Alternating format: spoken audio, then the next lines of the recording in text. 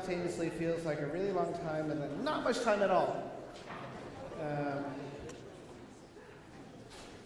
But I hope you had a good break. I would say Happy New Year, but we already had that.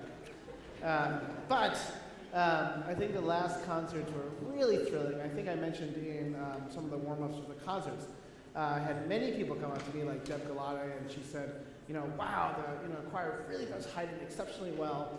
And it seemed like there's a lot of great energy and colors and lively music, very vivacious, right?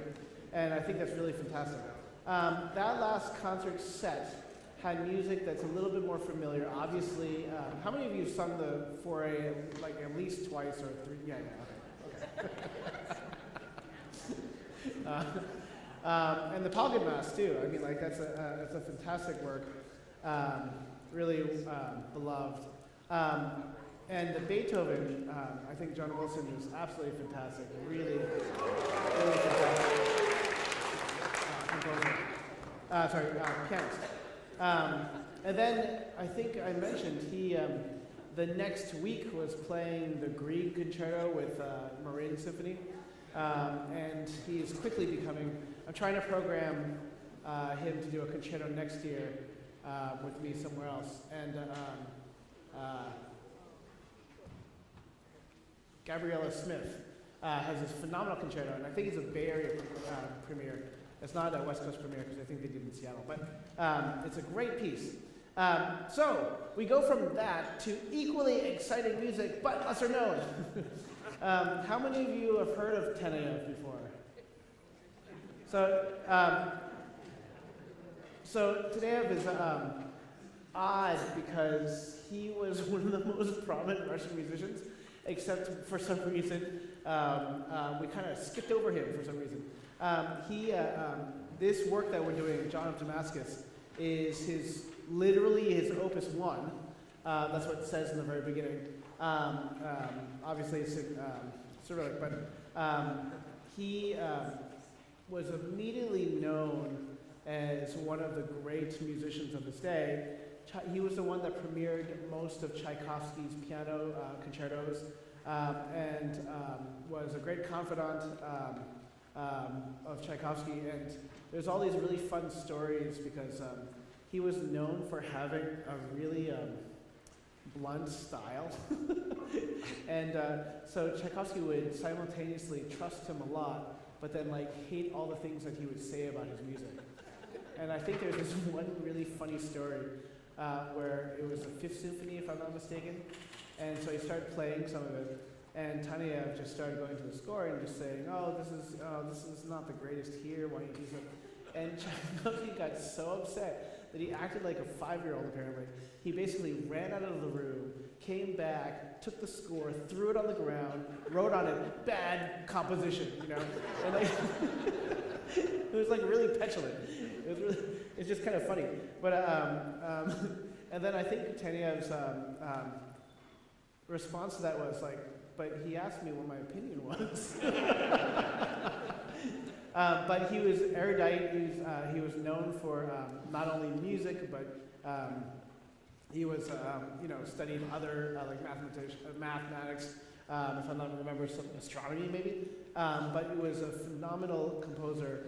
He was renowned for contrapuntal writing, and we're going to see that a lot in this work.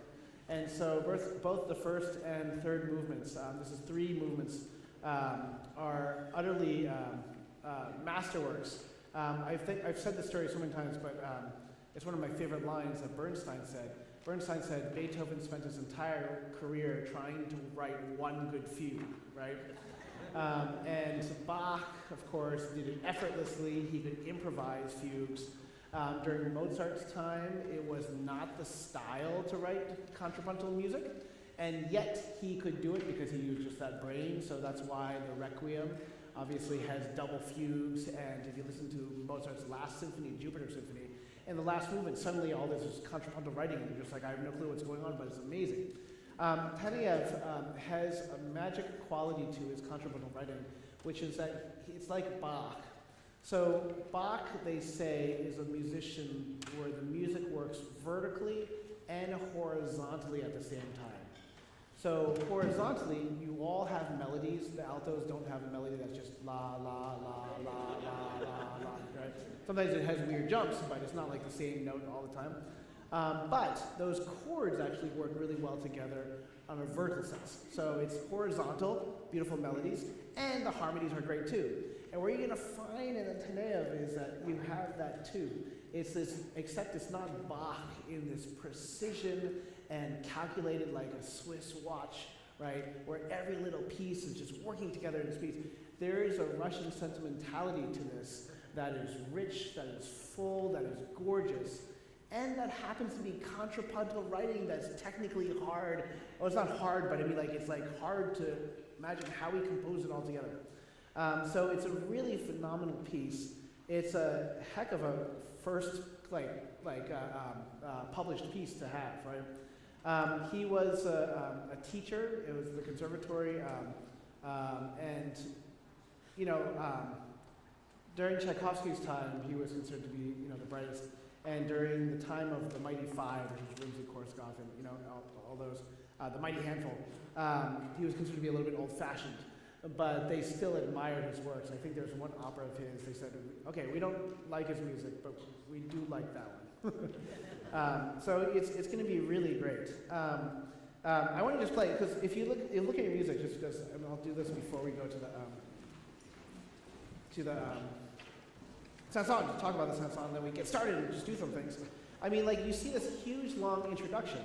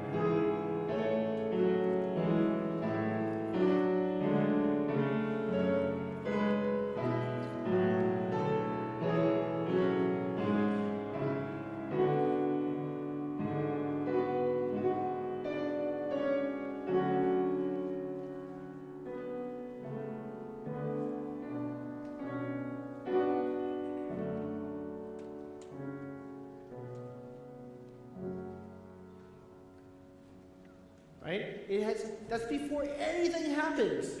We're just sitting on stage and there's this gorgeous orchestral interlude that sets the tone, and you can immediately tell like this Russian sensibility to it, right? It's like, it's not quite, it's in a mode, it's not quite major or minor, it's mostly minor, but it has some notes that don't really fit in with our traditional major and minor. It is much more horizontal music, so it's almost like chant that's been harmonized in a way, right? It's so fantastically gorgeous. You can imagine, like, if I said this music was Rachmaninoff, you wouldn't even blink an eye. You'd be like, yeah, okay, I can see that, right? But this is the music that's just, and then like when we go on, and the altos join over.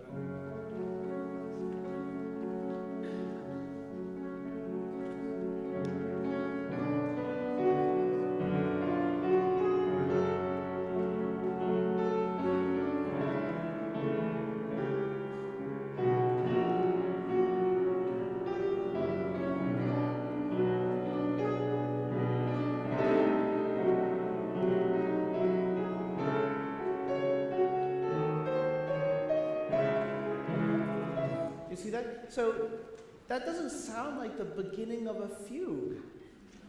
And yet that's the fugue. You hear this line.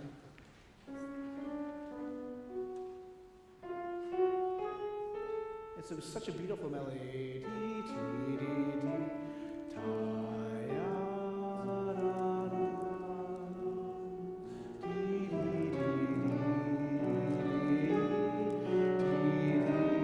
And then the sopranos come in.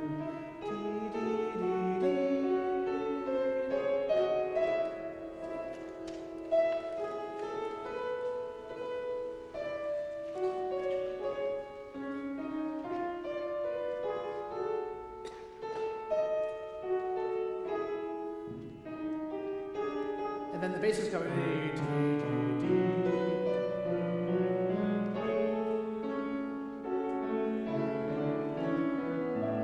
And you see this? It's like it becomes a four-voice fugue, but it doesn't have that, again, sort of that like mechanical, pristine, beautiful nature of Bach. It doesn't kind of have that muscular sensation of Beethoven trying to work out the chords and work it out. It just has all of that lyricism from the very beginning of the orchestral interlude, except it happens to be a four-voice, strict, formal fugue. And so this is going to be so much, I know it's going to be so much fun to work on. Now, in your score, you'll see that we have the Cyrillic, and then our friend, Simon Barad, who has been one of our favorite baritones, right? He's going to be coming with us to France on the tour, but he happens, I'll tell a story, but you have to, when he tells it, you have to also like, ooh, and so his wife speaks Russian and he doesn't. And so in order to like connect to his wife's parents, his fiance's parents, he just learned Russian secretly. So he could like speak it to her and to them. And so because he's a singer, he basically went through all the Russian operas and was like, I'm just gonna like learn it by transliteration and just learn the grammar and everything. So it's funny because he says that sometimes his Russian is like archaic. He's like looking at like 19th century Tchaikovsky, Evgeny Onegin, Eugene Onegin, but it's very sweet. So he just kind of like learned Russian. So now there is Nico Costel is this author that has a bunch of books that basically has the pronunciation plus the poetic translation plus the word-by-word translation for many, many operas in very many different languages. Most notably, obviously, the Italian ones, because that's the one that everybody does. However, for Russian, there's not that many. And so Simon suddenly, because he transliterated all these operas, became like the Russian expert. And so Christian came to me, he's just like, the scores are in like Cyrillic or German. And we weren't going to do the German because, you're supposed to be Russian. And then I was like, wait, but Simon, that just soloed with us, is like the Russian expert in this area. So he wasn't available this week, but next week, he's going to talk about the whole process for this. And the key is that Russian is a very rich language that has way more sounds than we have in English. The characteristics of Russian are very interesting because, when we stereotype, it's not stereotype, it's just true. Like French music, right? It is much more horizontal. They don't have weights. They don't like. It's like qu'est-ce que vous, I don't know what. Qu'est-ce que je vous mange ce soir, something like that. Like it's just you just like da da da da da da da, right?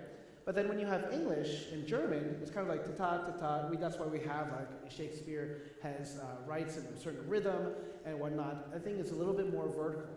So the stereotypes between Germanic composers who take the characteristics of the music, you have things like Strauss, you have Brahms that have rhythmic underpinnings that are very deep and visceral, right? you have marches, you have Beethoven, you have Mozart. When you have French composers, like we talk about, everything is much more lyrical, long, sustained, and it's a very different character. So the thing about Russian is that it is almost encompasses all of that. It has in speech some of the highest pitches and some of the lowest pitches. The stereotype of the Russian bass, I can just sing these. Rachmaninoff, you fail composition class, but I mean, like, in composition, like, you don't put the basses below a certain note. Rachmaninoff just takes it down a fifth below that, right? They're like low Ds, low Cs, and just some of his orchestral works, choral works, and you're just like, who sings that? And they're like, well, it's because it's just Russian basses, If you think about Shostakovich and Prokofiev, you think about their symphonies, they have solos for piccolos, right? And then the tuba will have a solo. It's because their musical language is based off of our spoken language oftentimes, which pervades a lot of our musical ideas, is just so wide and ranging. And so the key for this is to look at the transliteration, but you have to hear Simon's wife and the way it's pronounced. Because I can immediately see M-U-I is me. Me. So you have to see, now you're gonna love this, but the L's and R's we say in English, please for singing, don't make it heavy. Make it flip like it. But you have the O is a common Russian sound. O. And that's that L that I keep on saying, no, get rid of that, get rid of that. Well, guess what? You can put in all you want in here. And so the key will be the notes, the richness, the sustain. Obviously, we're going to look at notes. But then my favorite part of this is that to get the color of the work, we're going to use a language to really figure out what makes this piece distinct and unique. And it's Taneo's really like beautiful writing that happens to, at all points, have this what I consider to be like an inherent Russian quality. I want you to look at the second movement, okay? I don't have page numbers here, but the second movement is just, it says 2. Page 23. Now, that first movement had that huge orchestra introduction, right? The second movement is mostly a cappella. And then, so you see this.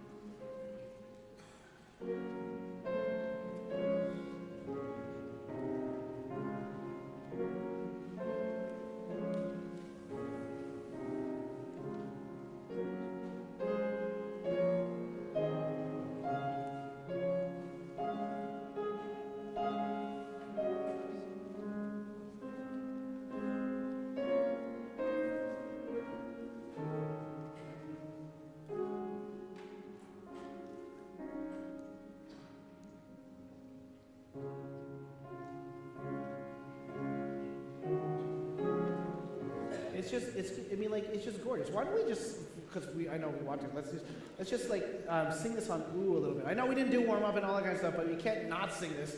It sounds so weird if we're just like, this is what's going to sound like. And you're like, but we're right here. Okay.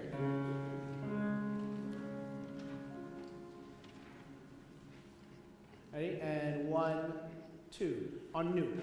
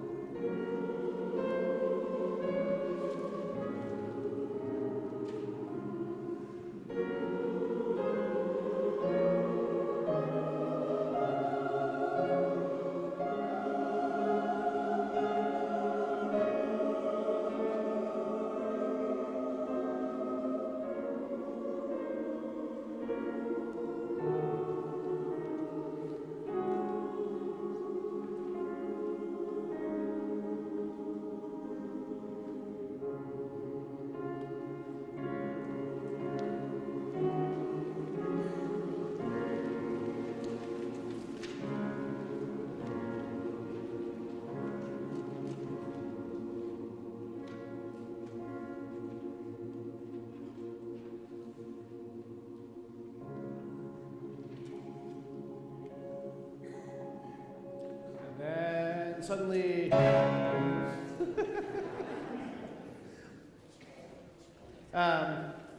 It's so gorgeous, right? That all of that sort of angst of the first movement. Let me play you again the first theme of the first movement. You know, sort of that...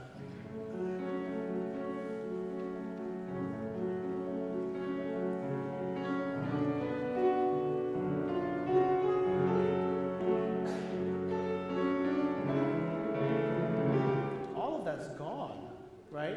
You have that beautiful hymn that is just so gorgeous. It's really, really wonderful. My last thing about Taneyev is he wrote, because I do a lot of nutcrackers, he wrote, he was such a great pianist. He was kind of like Liszt, where Liszt made these transcriptions of the Beethoven symphonies that are literally impossible to play because it has everything in the orchestra. And so Taneyev did a reduction of the nutcracker, and it's impossible to play. So Tchaikovsky actually went back and took his version of his transcription of the Nutcracker, and he simplified it greatly. But then Tchaikovsky's version is like missing half the things. So if you're a pianist that has to play for the Nutcracker, you have a decision to make, which is, are you going to play Tchaikovsky's version and add things, or are you going to play Taneyev's version and subtract things? And somebody should just make a version where it's just like, this is what you can play, it's fine. But they don't do that. Okay, so it's going to be great. Saint-Saëns is, when we talk about geniuses, Saint-Saëns is up there with Mozart and Mendelssohn. So Mozart and Mendelssohn had the same capacity for writing in their head and just kind of wrote down and stuff. Saint-Saëns, everything was effortless for him. He basically just kind of did it. And the story about this Requiem is amazing, is that one of his benefactors passed away and gave him 100,000 francs, which sounds like a lot of money. I'm sure back then it was a lot of money. But the condition was that he had to write his Requiem for this person. And so he wrote it over the course of a few days, and he said it's just flowing out of me. And it's really interesting. I find it to be a piece that can come across as frivolous if you don't give care to it. And it is a gorgeous work that has some really fun things. I want to point out, because we know Requiems. Go to page 16.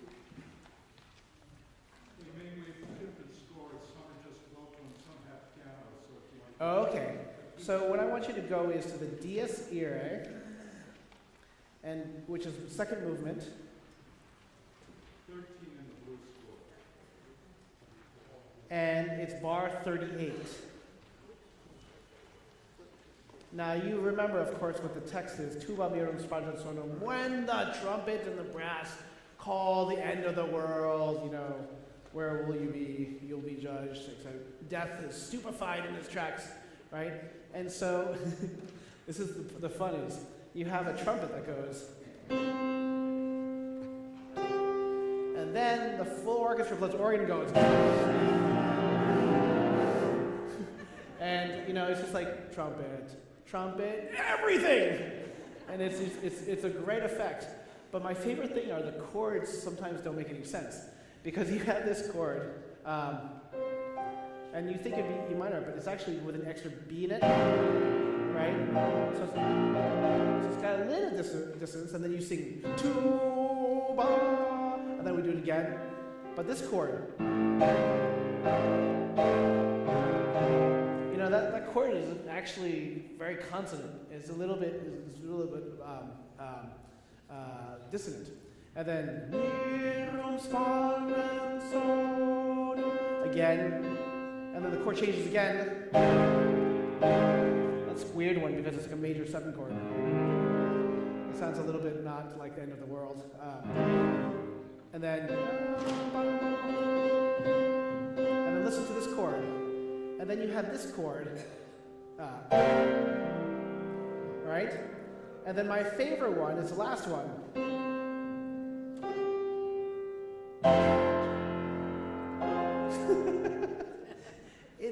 It's like the organist hit the wrong chord first, and then had to resolve. So you have this. But it's a great piece. It's a really fantastic piece. It starts off in...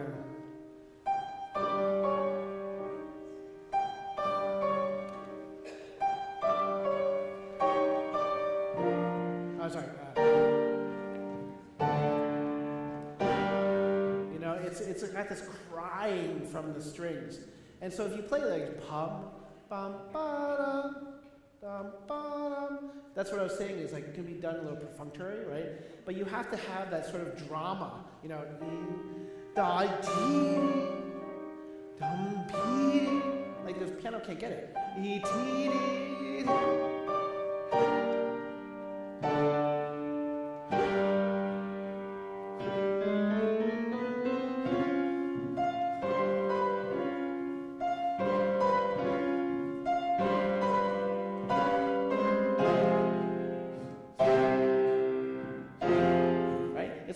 Yes. Ha ha! He has arrived! Oh, okay. I'll do just last 2 minutes and then we'll introduce. So it's this fantastic work that is full of melodrama in this requiem. And if it's just treated as like a casual religious work, it actually loses sort of its potency.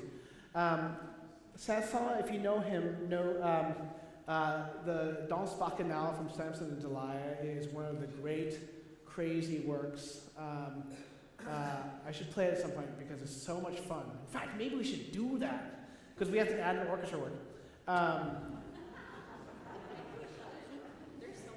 So you know the story of Samson, right? I mean, like, obviously, Delilah, his source came from his hair. And Delilah tempted him, and she shaved his head in the meantime. So the Philistines actually put him on the pillars of the temple, and they chained him up. And so they were dancing the Danse Bacchanale, this Bacchanalian like drinking fest for days, because they're like, we finally conquered the great, Hebrew warrior Samson. And slowly his hair was growing back though, because they're humorous. So what he did is, and he's famous because in the Bible it's like he said he killed like 100 Philistines with the jawbone of a donkey. And you're like, what? You didn't have a sword? And then during this big party, he basically chained to the temple, the pillars of the temple, breaks everything down and kills everybody. And that's the end of the story. But this dance, this Danse Bacchanale, is amazing because you hear the craziness of this entire dance. At the end, you literally hear the elephants join in the party, right? And you're like, what is going on? It's just a fantastic, maybe we should do that. Because we still haven't figured out. It just makes it doesn't make thematic sense to go from that into the Requiem because it sounds like we're doing the Requiem for Samson. A little weird. But in any case, I can tell I missed you guys. It's like story time.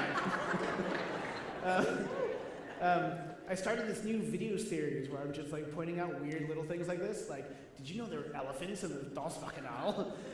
Because it's really fun. I mean, like if you don't get into the minutia of the music, then what's the point, right? And I think that's the point is that these two works are lesser known, but as is our general approach to music, they are phenomenal works, and I can't wait for this rehearsal process to do them. Even though, like, I don't know how many. I think Jerry said he did the 10.5, but has anybody else? No. The only one. The Saint-Saëns Requiem. Has anybody done that? Oh, we have.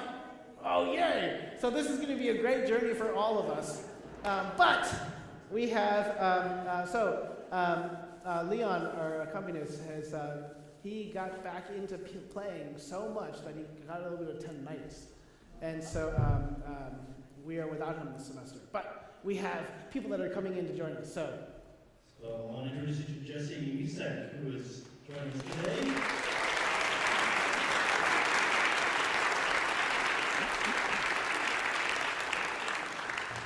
Jesse sent us his resume. It's got the East Bay all over it. He's been helping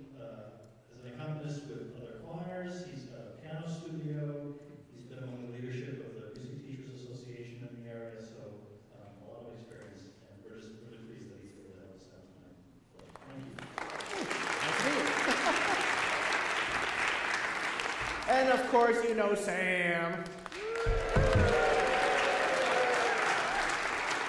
This is Sam's last semester with us. And so we're going to celebrate by taking her to France.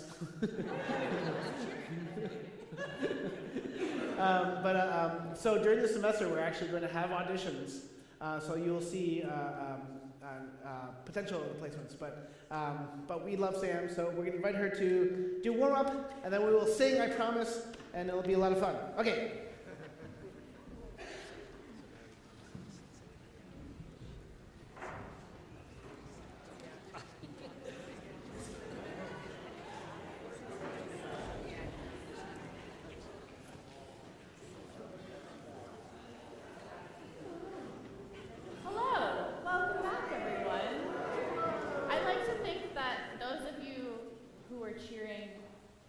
When it was announced that I'm leaving, are cheering for me, not because I'm going. But not against me, exactly. Well, I'm really excited, not excited, but excited for this music. Sad that it's my last semester, but also France. So many good things ahead in the meantime. We're going to do our usual warm-up, and I will have to play. So go ahead and find your nice standing posture. So place those feet shoulder width apart. Find a nice bend in your knee. And just go ahead and rotate those shoulders back. You want to feel your shoulder blades kind of pick up, and then they pull together, and then they're just going to slide down your spine. No tension in this, just kind of massaging those shoulder blades, waking up our shoulders. And you're just going to go ahead and switch directions.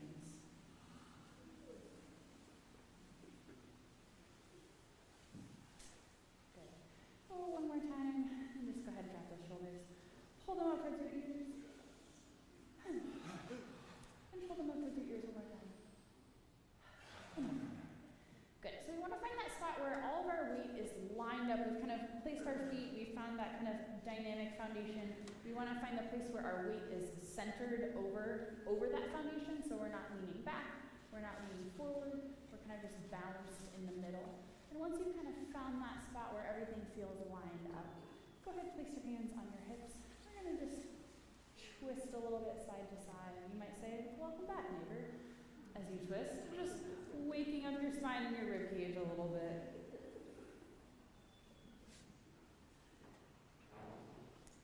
Go one more time on each side. And once you come back to center, keeping your shoulders nice and straight, go ahead, drop your head to one side, and roll on through to the other.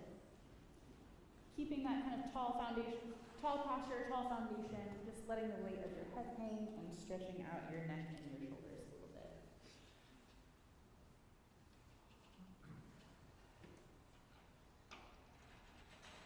Okay, and then just go ahead one more time on each side. And you're going to drop your head to the middle and slowly roll back up. Okay, and then just go ahead and give it a gentle yawn. Yeah, so opening up that jaw, feeling kind of the soft palate raise up, stretching everything out one more time.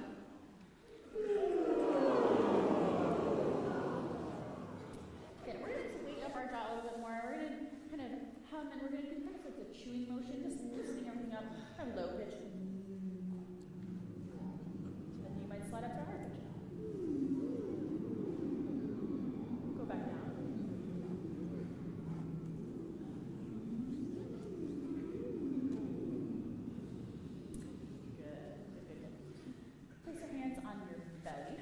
We're going to breathe in for 4, hold for 4, out for 8 on a nice steady.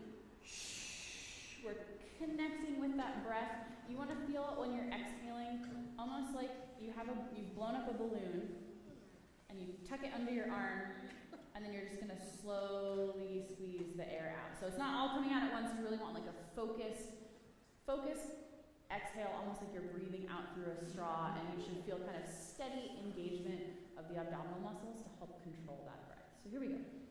Breathe in, 2, 3, 4, and hold. 2, 3, 4, and out. 2, 3, 4, 5, that one more time. So in for 4, hold 4, out for 8. See if you can make that exhale a nice, like a true mezzo forte. More present, just a little bit more kind of speed behind that airflow. Here we go. Breathe in, 2, 3, 4, and hold. 2, 3, 4, and out. 2, 3, 4, 5, 6, 7, 8. Much better. Do the same thing, but we're going to exhale for 12 counts this time. In for 4, hold for 4, out for 12, and then we'll do for 16 counts.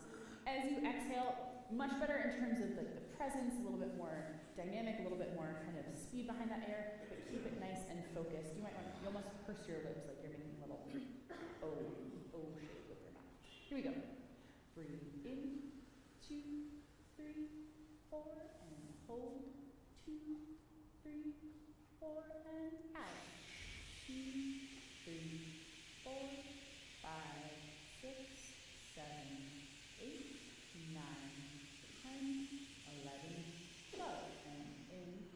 2, 3, 4, and hold. 2, 3, 4, and out.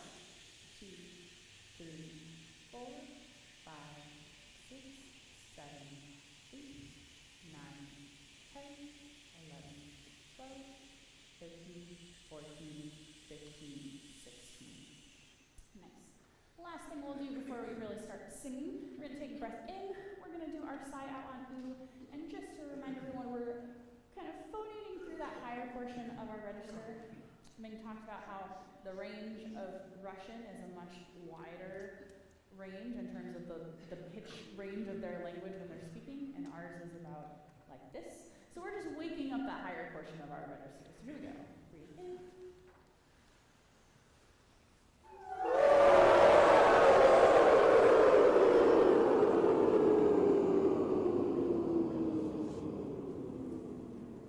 Next, we're going to do one more.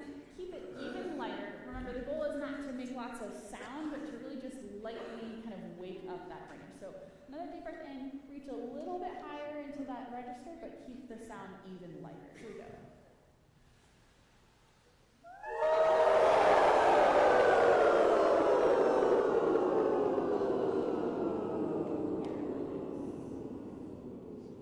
We'll go ahead and start and see.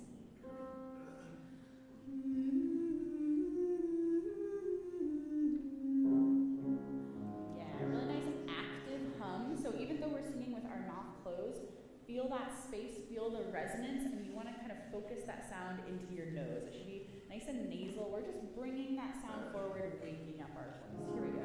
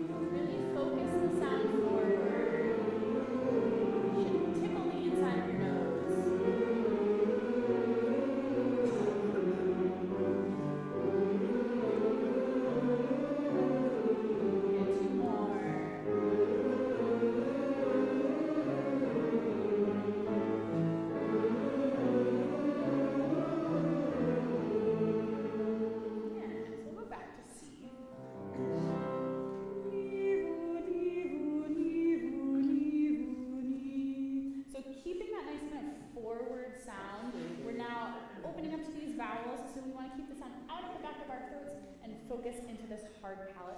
Use the consonants. They're very active, pitched consonants. So use the consonants to help you draw the sound forward. Open vertically for those vowels. Here we go.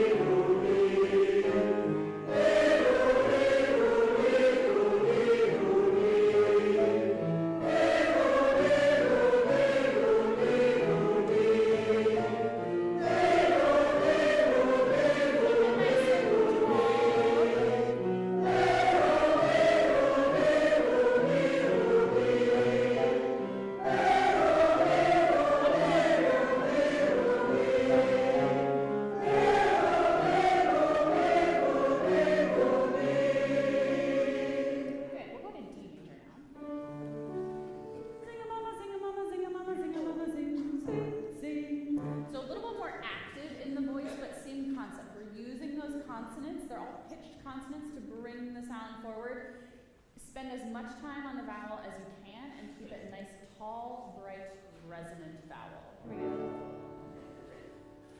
Sing along, sing along, sing along, sing along, sing, sing, sing. Sing along, sing along, sing along, sing along, sing, sing, sing. Sing along, sing along, sing along, sing along, sing, sing, sing. Sing along, sing along, sing along, sing along, sing, sing, sing. Let's pause here for a moment. Really not bad. It's really active. You're kind of opening quickly to those vowels, and they sound pretty bright and open. Really convince me that you know that the Z is a pitched consonant. I really want to hear the pitch on that consonant. Ready? Sing along, sing along, sing along, sing along, sing, sing, sing. Sing along, sing along, sing along, sing along, sing, sing, sing. Sing along, sing along, sing along, sing along, sing, sing, sing. Sing along, sing along, sing along, sing along, sing, sing, sing. Relax. Sing along, sing along, sing along, sing along, sing, sing, sing. Sing along, sing along, sing along, sing along, sing, sing, sing. Sing along, sing along, sing along, sing along, sing, sing, sing. Sing along, sing along, sing along, sing along, sing, sing, sing. Yeah, really nice.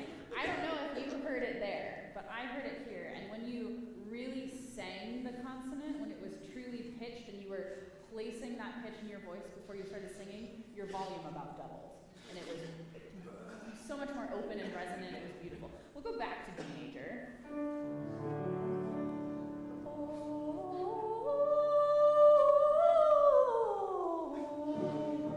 So keeping that round O vowel, we want to keep the same vowel throughout, not scooping to the pitch as we start, but taking our breath to support the pitch right from the beginning. Here we go.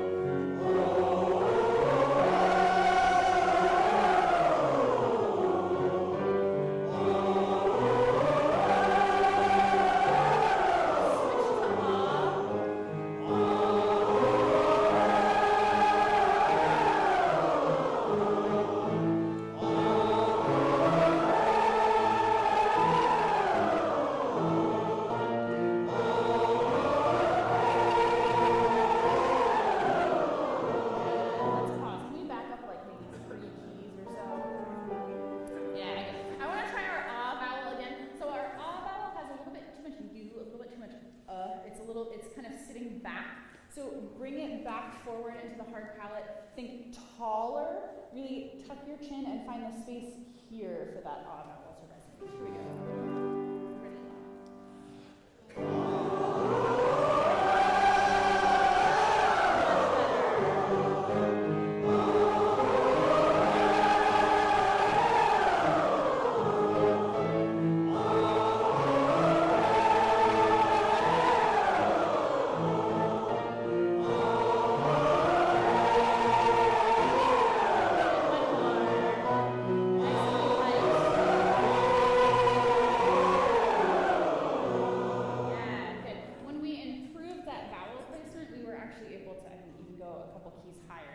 Struggling at the top there, but the vowel placement really helped open up the voice and open up the sound. Let's do one more. Let's go back to D major. So this one, keeping the pitch nice and lifted as well. And all of that support is going to now come from our obliques, our intercostal muscles. We have the support from the diaphragm, support from our core to keep the pitch lifted while we have the kind of separation to the sound. So make sure as well that you also get the change in the vowel. Ha, he, ha, he, ha, ha, ha. So just that little switch in the middle. Here we go.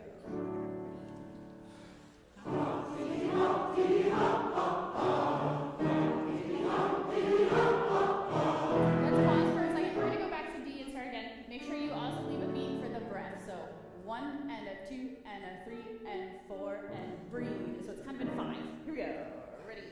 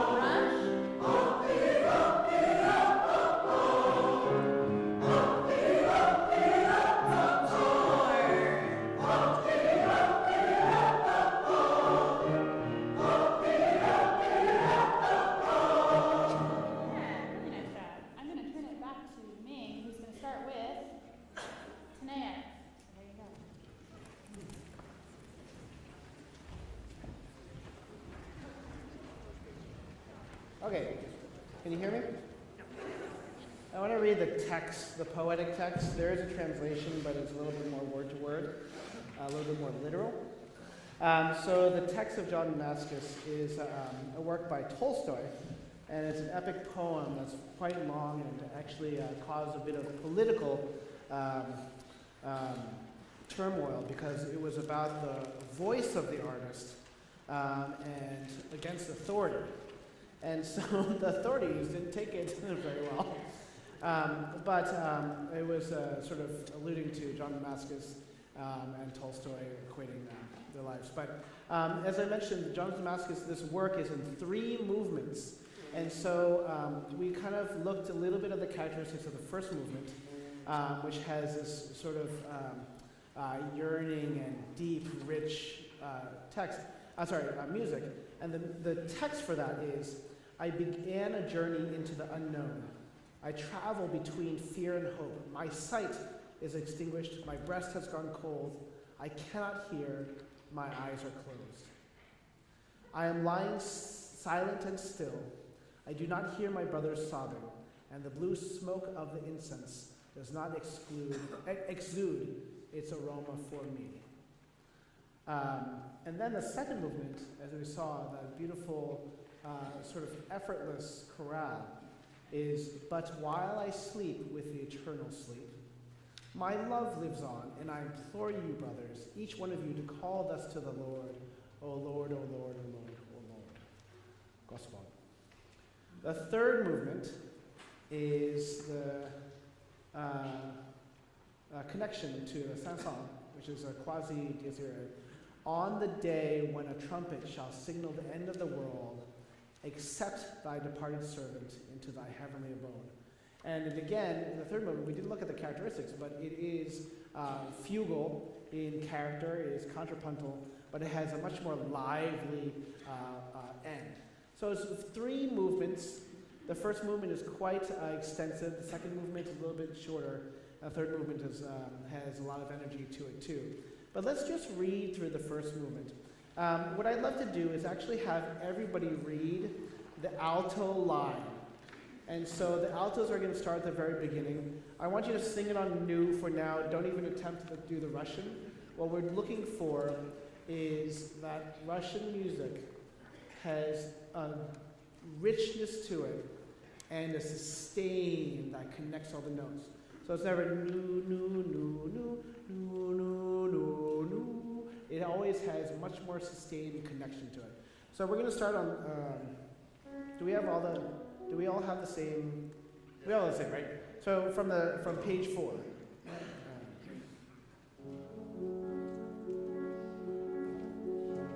Everybody, 3 and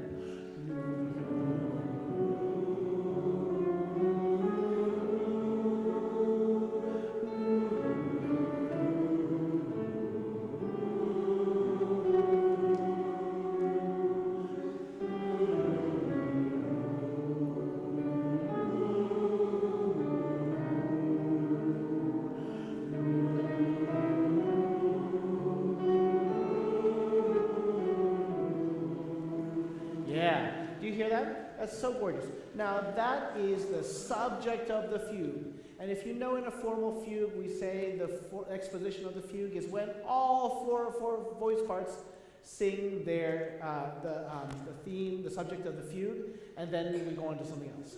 And so if you see in this fugue, we start off with the altos. I want you to change your dynamic at the beginning, not piano whatsoever. I want it to be a full mezzo forte, really full and sustained. And then sopranos. Why don't we do, everybody feel free to join along with the sopranos. But is this, what type of fugue is this? Is it real fugue or is it, what was it? Tonal, right? So is this theme exactly the same intervals, or is there a note that gets changed? Not. We can just try. Let's do everybody reading into rehearsal 3, right? The soprano line. Ready? 3 and 4.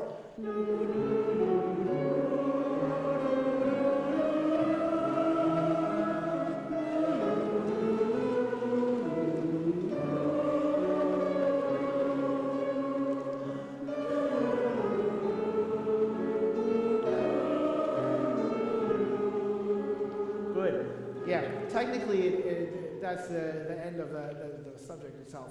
There's just a little connection there. And after the sopranos join in, who comes in? The basses. Everybody reading the bass line.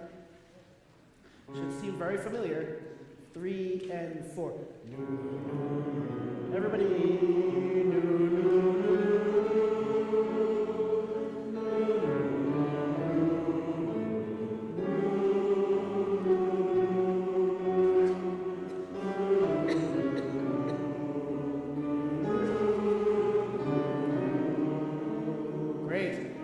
Finally, who comes in last? Tenors! Everybody reading the tenor line, right?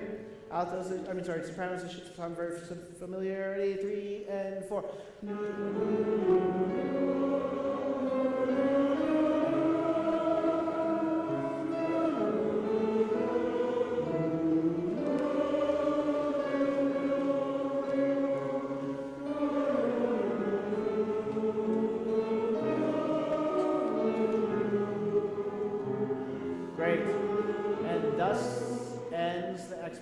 So can you put a line at the rehearsal 6, just to note that before that, our goal is to make sure that each of the 4 voice parts are heard clearly.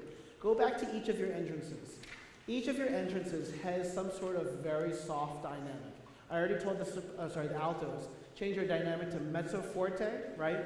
Sopranos, the same thing for you.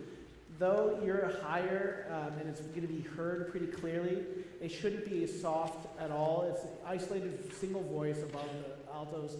You can move your dynamic up to mezzo forte too. However, altos, for now, you should still sing the mezzo forte because you're so much lower than the sopranos. It'll sound softer and you're not going to hide the sopranos. Basses. When you come in at rehearsal 4, basses, can you mark up your dynamic to mezzo forte or even forte?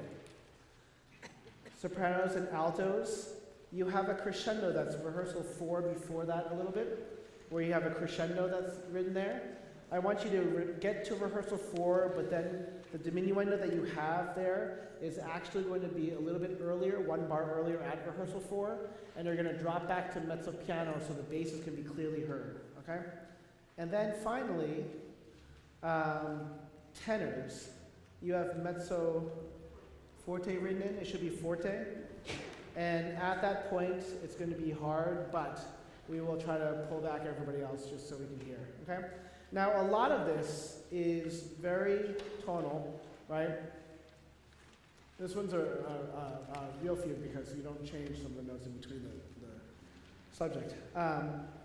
But let's try to read through and just see what happens, okay? Obviously, we rehearsed your subject, but the accompanying now, as much as you can, let's just try to get through the exposition and see what happens. Okay, we'll start from, there's no rehearsal number there. 2? No, 2's before that, whatever. No, let's start that. Altos alone, mezzo forte.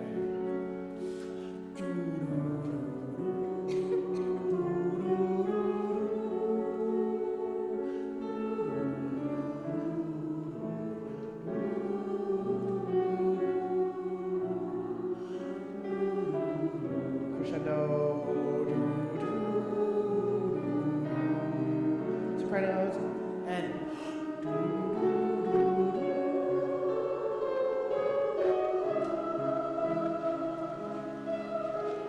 altos.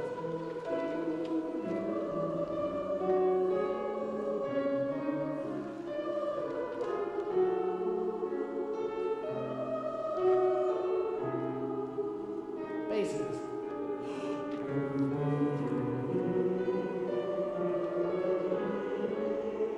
That's it, altos, nice. And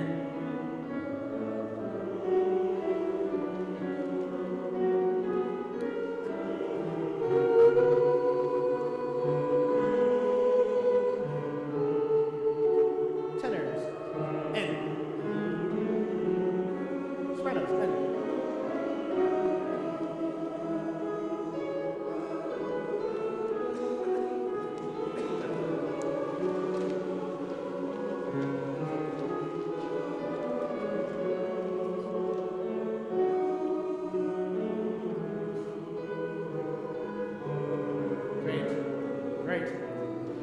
excellent. Yeah, really beautiful reading. Do you see how that, if you were to say that's a fugue, you would think, oh, that's an academic exercise. And yet, this has such pathos in it. It's so gorgeous. And it just sounds like one voice. It's like imagine yourself, isolated, and it's just like your thoughts are swirling around. It's so evocative, right? That's really great. Can I hear just the altos alone at the very beginning? Despite these try not to make a breath after a long note. So you can take breaths other places, but we want to make it unbroken spool of thread. It should actually be something thicker than that. It should be like sheet of silk or something like that. But you want to make sure that you really don't break up in between. Okay, let's just do it one more time, 2 bars beforehand.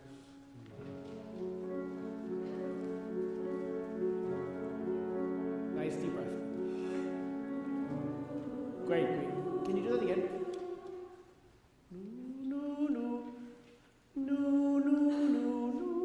So you have to put a little bit more emphasis on the pickup so it doesn't sound like the first note is on the downbeat, right? Okay? Now the type of breath you're going to take is the one that's really rich, as if you could sing the entire thing without breath. Okay? One more time.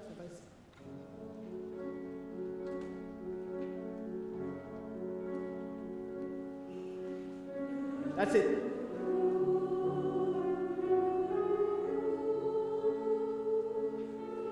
Yeah. So what ends up happening is I hear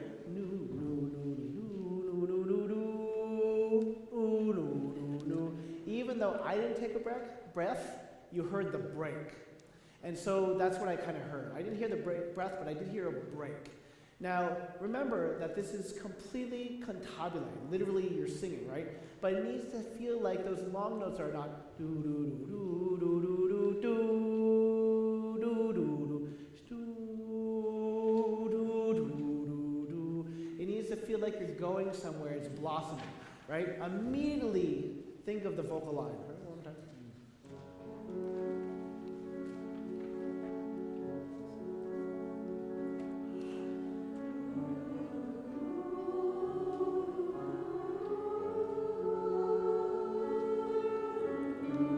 To this note.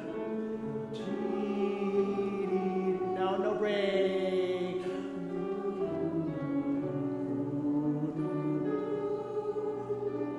That's it. Yeah, that's really great. That's really great. Okay. So the idea this is literally for everybody is that it is really like you're on this long journey through this very, very long phrase. The cool notes to bring out, the G natural, right? Do, do, do, right? Which is kind of not quite in the chord. And then also the same thing for the G sharp, right? And then that crescendo that's there, I know it's low, but you want to make sure that we perceive the crescendo. Now, let's do right where we left off. So your line, let's do, can we do the bar before rehearsal 3 and have both the altos and sopranos going through? Now, like we said, altos, they're high enough that I don't want you to drop in volume whatsoever, unlike what happens when the bass is coming, okay? So this is bar before 3, and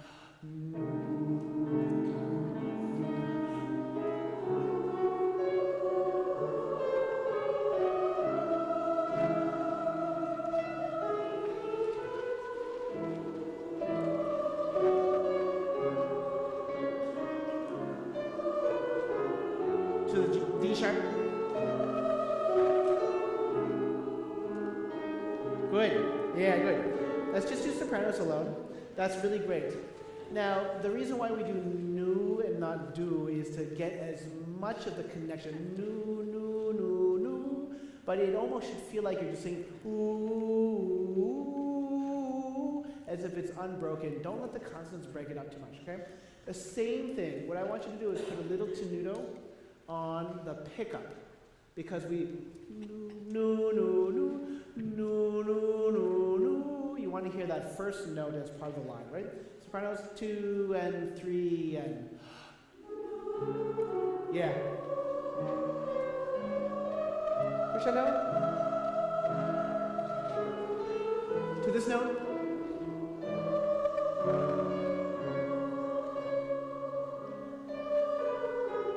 crescendo, 2.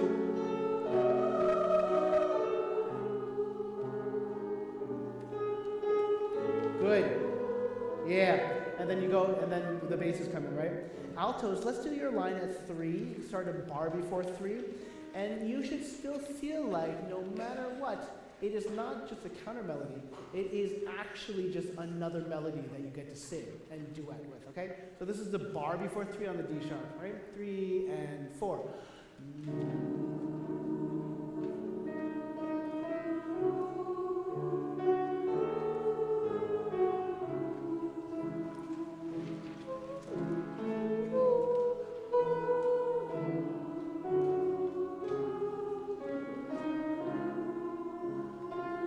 Sustain breath.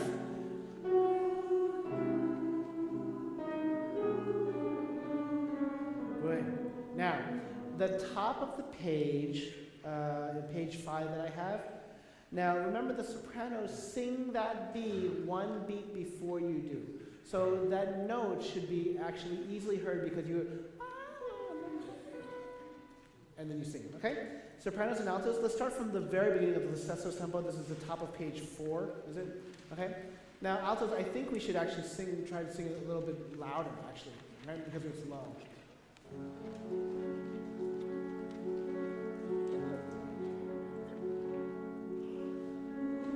Beautiful.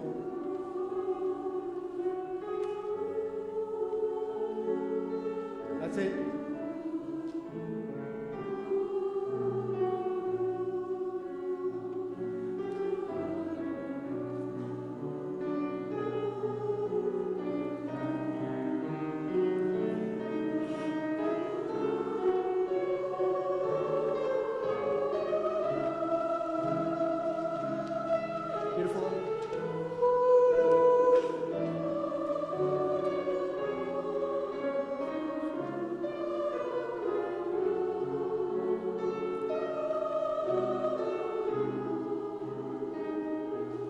Keep on going.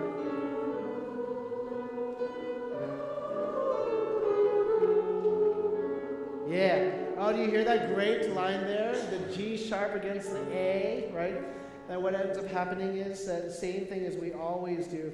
Altos, even though the sopranos, I told them at rehearsal 4 to start a decrescendo, I want you the last 3/8 notes of rehearsal 4, that bar, crescendo, na da dum pam. I want you to crescendo, da dum pam pa. I want you to crescendo into the G sharp and then pull away from that. We always crescendo into a suspension that goes through. That's really fantastic. And then same thing altos. In rehearsal 4, you know, that octave leap, if there's any hesitancy about that, remember also the sopranos are singing that same exact note. If you see at the beginning of rehearsal 4, they're singing the octave Bs, and so that's in the same range, okay? Now, basses, let's join in. Let's do every, sopranos and altos, what's a good place to start? Let's do 2 bars before 4, and our goal is to read through with the basses. And the tenors, if you feel like this is too slow, feel free to just join in with the basses or some other voice part. Because it's fun to sing this, right? This is 2 bars before rehearsal 4. 2, 3, and.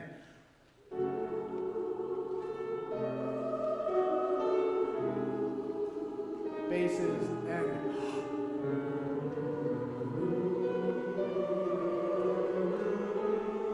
That's it, altos.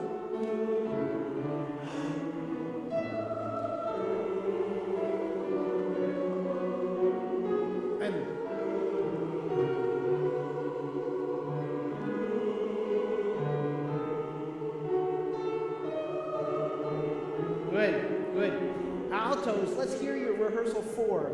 You have a line that's so much fun, okay? Rehearsal 4. Again, this isn't like elementary like harmony where you have the same note. You really have a legitimate melody the entire time. It's gorgeous. Rehearsal 4, altos only. Ready, and.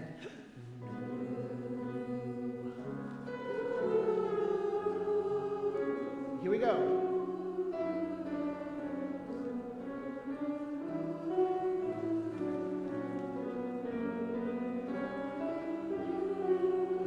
Yeah, Yeah, you should do this is not anywhere close to Baroque style, but you should you should have dynamics that follow the contour of your line, right? So you should do do do do do pum pa pa. That G natural again is this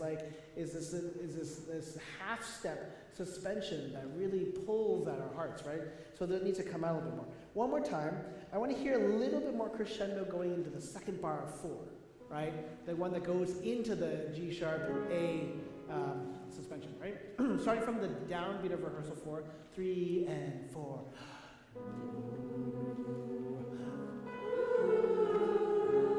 Yeah, that's it. Here we go. Crescendo. Dum pa dee dee da. Now another crescendo. Dum pa pa dum pa da dee. Yeah. Yeah, exactly. And it should feel like you want to do the German thing. Ta dum pa da da. It's like you slightly linger on it, right? And then we call that a gogic accent rather than dynamic accent. Accents can either be by volume, ta, right? Or pa da da instead of pa da da, right? And so you want to make sure that you feel like that swell that goes up there. Can we do that with the basses and the sopranos? Same place, 2 bars before rehearsal 4. Now, sopranos, I just want to note that crescendo that's 2 bars before 4 goes through. It's not just those 3 notes into the half note. It goes into rehearsal 4, then you start pulling back. So those 3 pickup notes that go into 4 are still part of the crescendo. Okay? Right? 3 and 4. Basses. Here we go, basses. And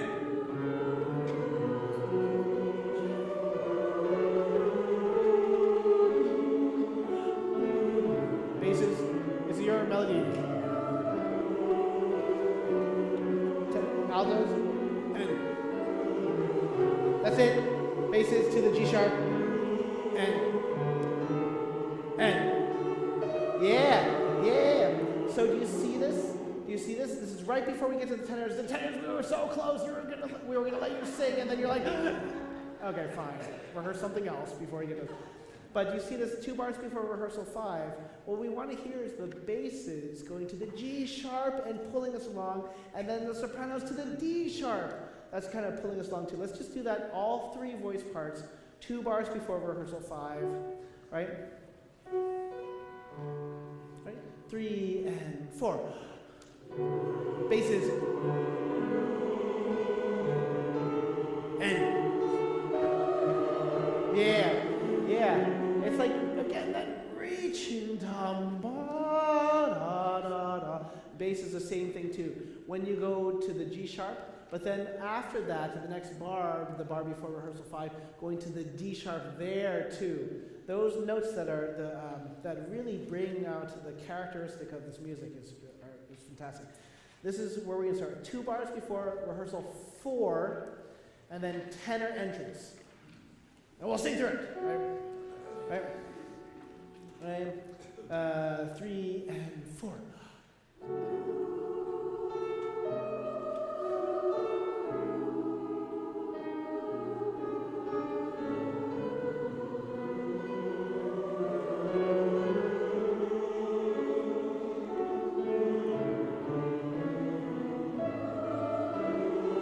Altos, same dream.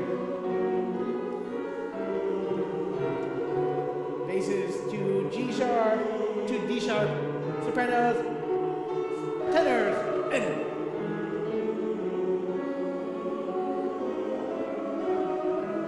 that's it, sopranos.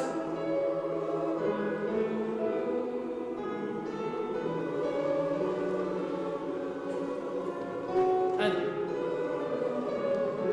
tenors, D sharp.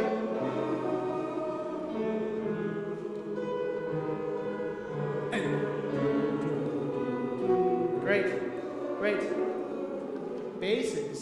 So you have, in this strict form, exactly the same counter melody that the altos had with the sopranos earlier.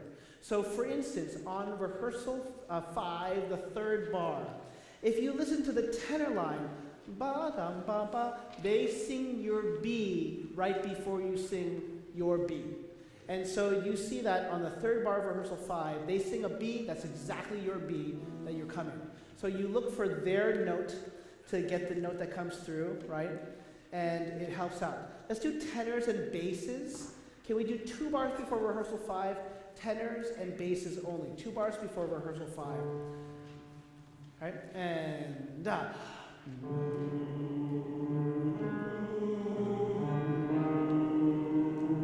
tenors.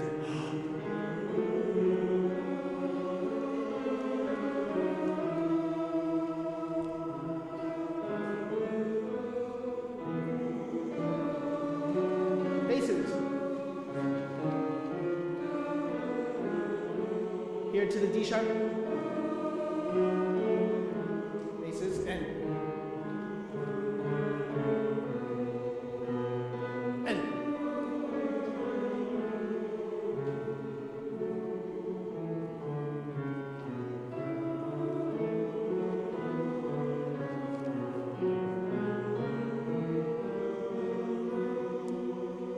great, stop right there. Now, did you see exactly, so for instance, rehearsal 6, I know this is technically outside of the exposition, but bass is the same thing that the altos did with the clue for them, is that the tenors also sing your B that you have in that octave jump. And so you get your note directly from them the same exact way. Tenor is fantastic for the E that's in that line. And then basses get to sing, let's do that basses together, rehearsal 6. You get to do exactly what the altos did a little bit beforehand.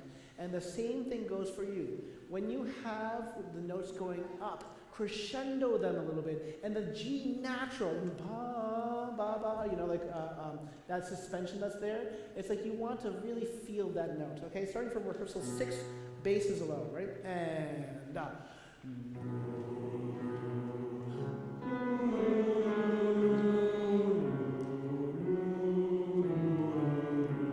crescendo, di, ba, di, da, ba, da, da, ba, ba, ba. Yeah. No, no, no, no. Remember, it's not ta, ba, ba, ba, ba. That seems a little sort of impersonal. Ta, da, ba, da, da. It's again, like we said with the altos, it's like you want to linger on that note. You want to stretch it out the tiniest bit before the conductor says we're being too late, right? You need to feel like we feel that sort of push and pull. And the same thing that I forgot to mention, that the end of bar 6, or sorry, end of rehearsal 6, those 3 8th notes, you're going to crescendo those because you're going to clash with the tenors. We want that suspension. Tenors, why don't you join us? This is going to be rehearsal 6, and this is going to get the same line as we had with the altos and sopranos before, right? Rehearsal 6. B, B, and down. And. Yeah, almost. I want you to stop on the second bar of, second bar of 6. Just stop on that downbeat. We want to hear a very clean dissonance, right? And same place, rehearsal 6, but stop on the next bar, and stop here and here. Now just stop right there. Yeah, you have to love that dissonance. You have to listen for it, you have to hear it, because A, this is going to sound weird, but to tune it, you have to make sure that you hear each other too. There can be an overly dissonant, but that minor second is really important, okay? One more time right there. And I know we're just reading it, but can't you just feel the sustain that's in it? So really just work it into your technique now, that you're sustaining through the notes, because that's going to make it easier instead of like redoing it each time. Just like build it in from the beginning. One more time, rehearsal 6, tenors and basses only. A, and basses, and. That's it.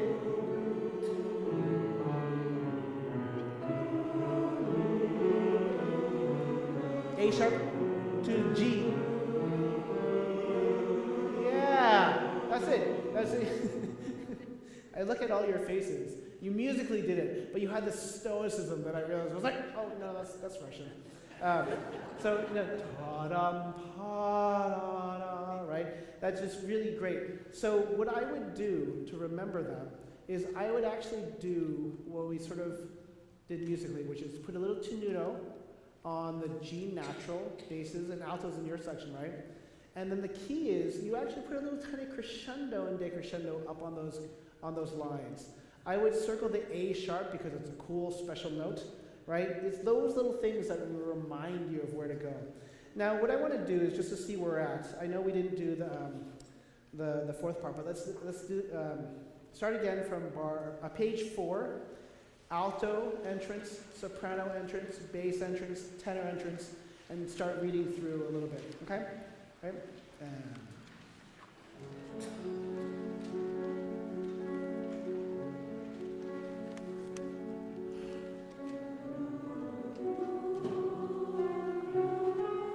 Pull it along to this note.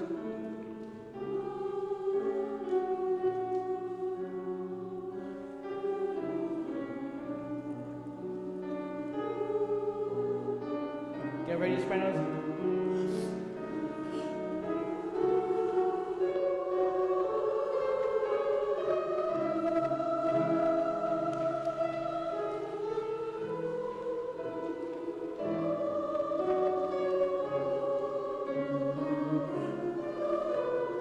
That's it.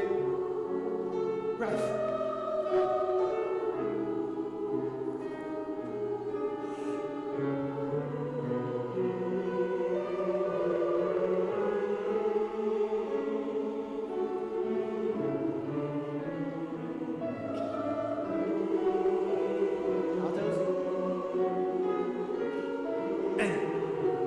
That's it. Basses to the D sharp, sopranos to the D sharp, tenors coming.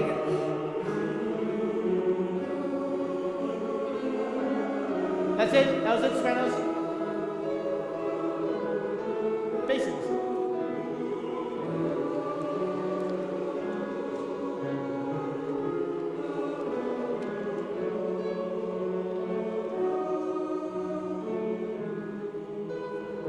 Let's read along. And.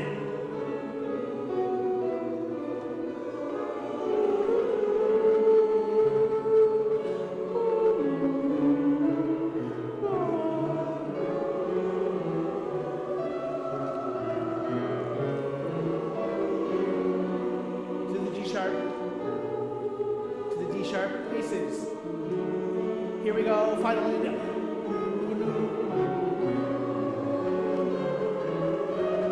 Basses and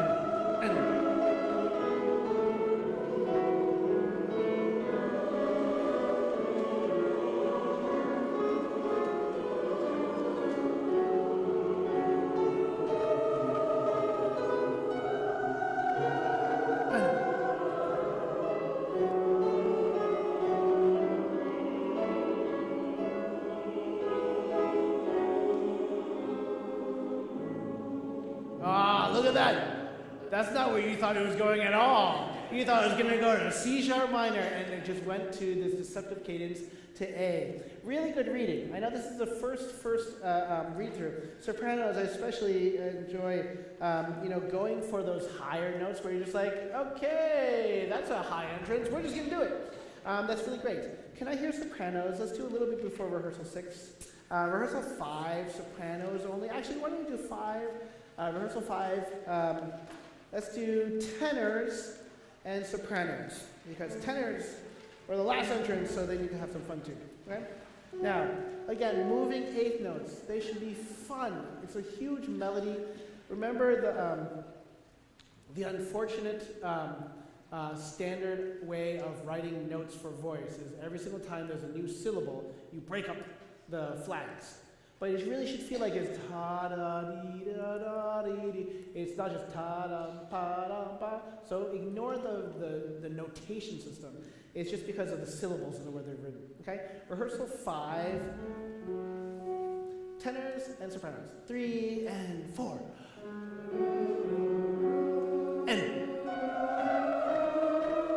Yeah! Oh, did you hear that? D sharp, E natural. you should be, oh, ma. And so that note suddenly becomes, do you see how much color that's there? It's just so fantastic. So, the sopranos, you have the D sharp, the one that actually clashes. So make sure it's not too flat because it needs to have that beautiful major seventh there, okay? Rehearsal 5, 3, and we'll do the pickup. So tenors will have the pickup so that you're coming into the down here, right? 3 and 4. And. That's it. Now sopranos, have fun.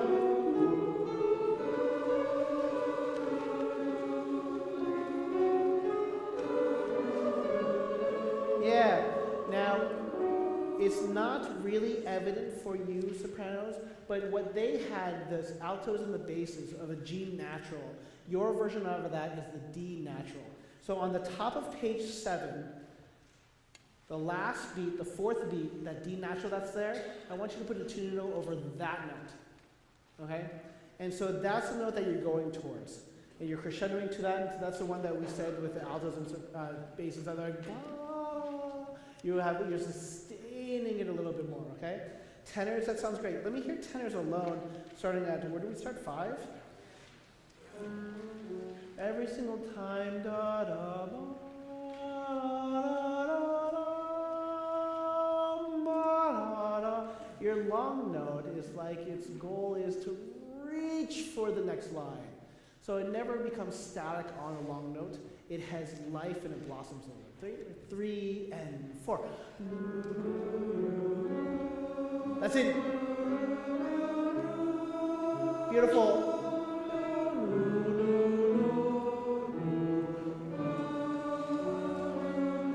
That's it. And to this note.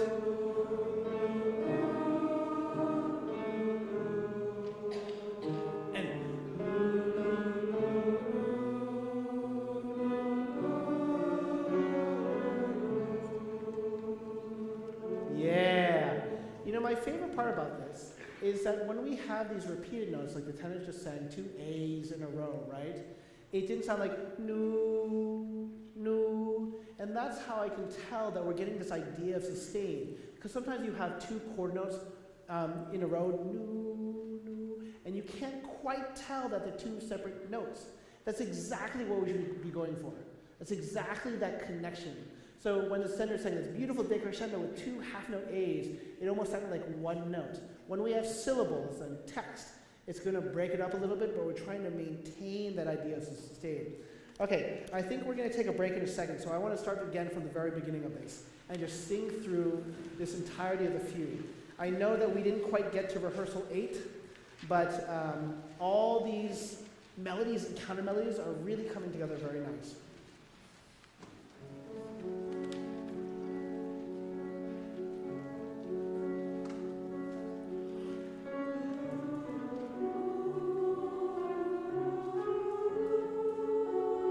That's so beautiful.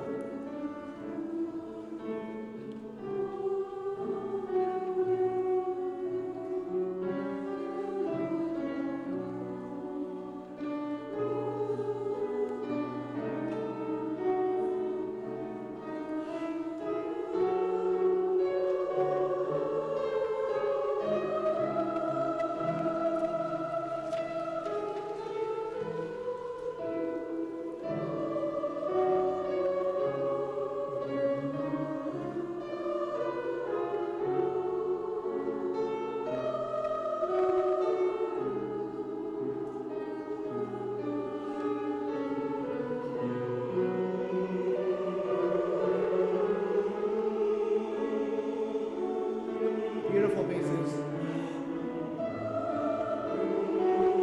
Altos, have fun.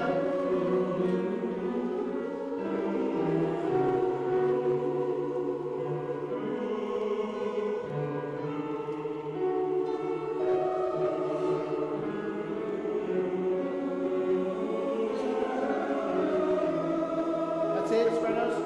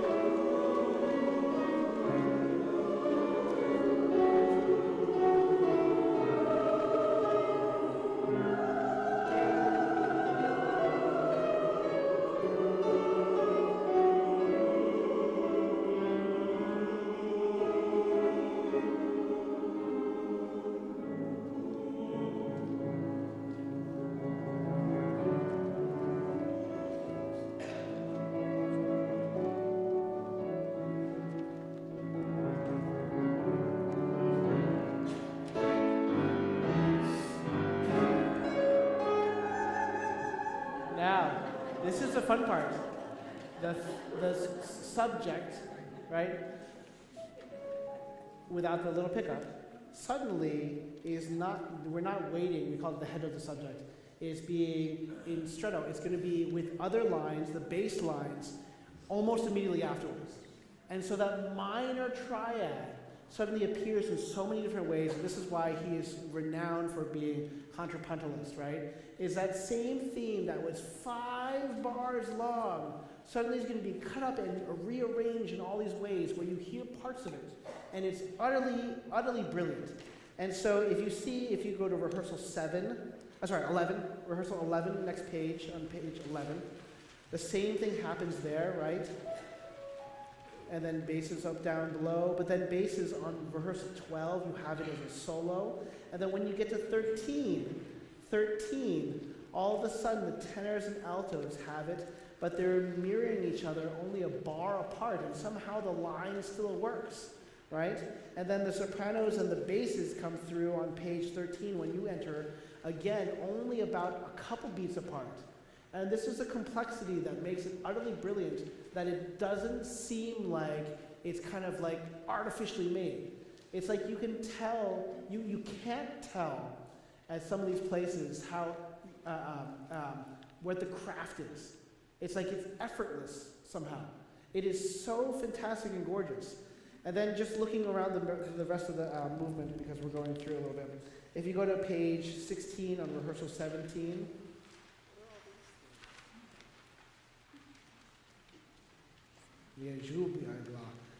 I lie voiceless, right? And the music is just so gorgeous. You're not unison, but you're moving at the same time together. Go to rehearsal 20 on the next page, on page 18. The same thing as before, ba-da-ba, right? The sopranos and basses have very similar music to beforehand, where it recognizes. It's really, really fantastic. And then we finally end with a little coda, starting on page 20, with each of the voice parts coming in a little bit more intensely and slower as we sort of dissipate to the end. It's really gorgeous. On rehearsal 24, for instance, you have the tenors that sing the line while everybody else is singing sustained long notes and chords, right? And it's a phenomenal movement. I mean, like, this is only the first movement. It's really, really fantastic. Okay, so we're going to take a break. But are there announcements? There must be announcements. Are you here for the second hour? Okay, great. You're here for the entire time. Great.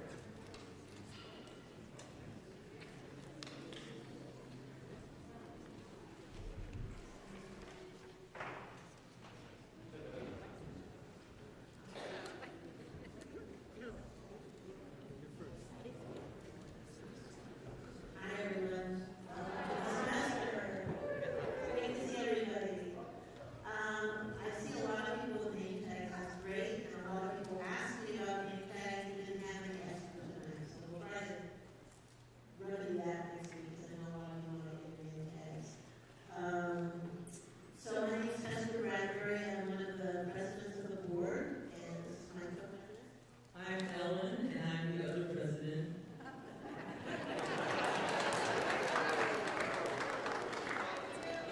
So the first very important announcement is that next week we will not be here. We will be at the Arlington Community Church. So because it's a holiday and we cannot be in the space. So please, you have the address in the course notes, just remember that. And as Ving said, next week at that rehearsal, Simon Bear will be joining us and talking about singing in Russian. And he was one of our soloists for our concert, so we're really glad that that's going to happen. That's great. I think that's all for me. So we're doing 2 people announcements today because it's the first day.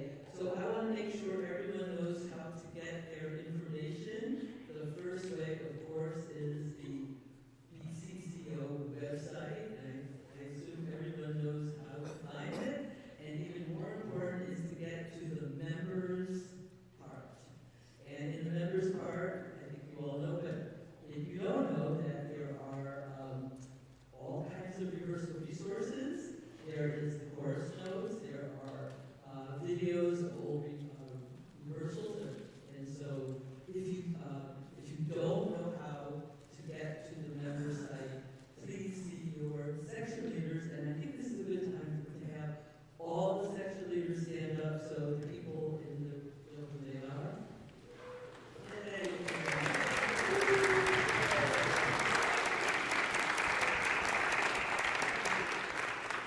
And I forgot to do the most important thing, and that is to welcome new members.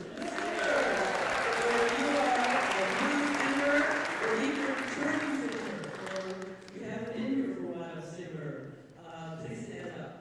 So we can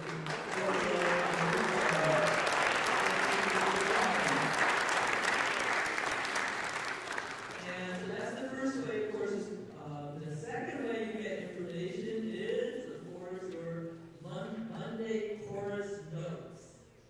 So if you don't want to hear a million announcements from us, you should read the chorus notes.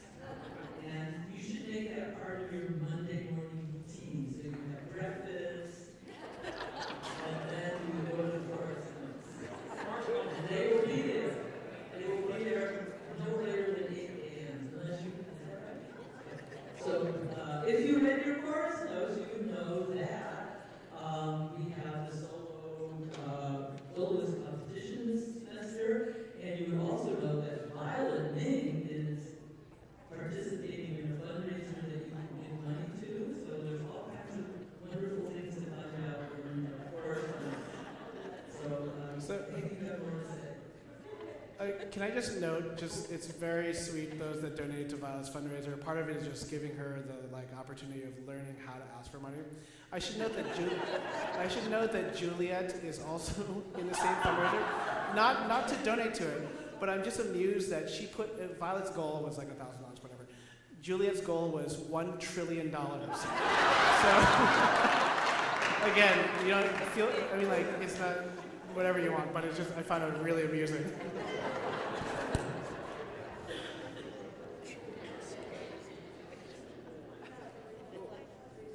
Okay, I forgot to say.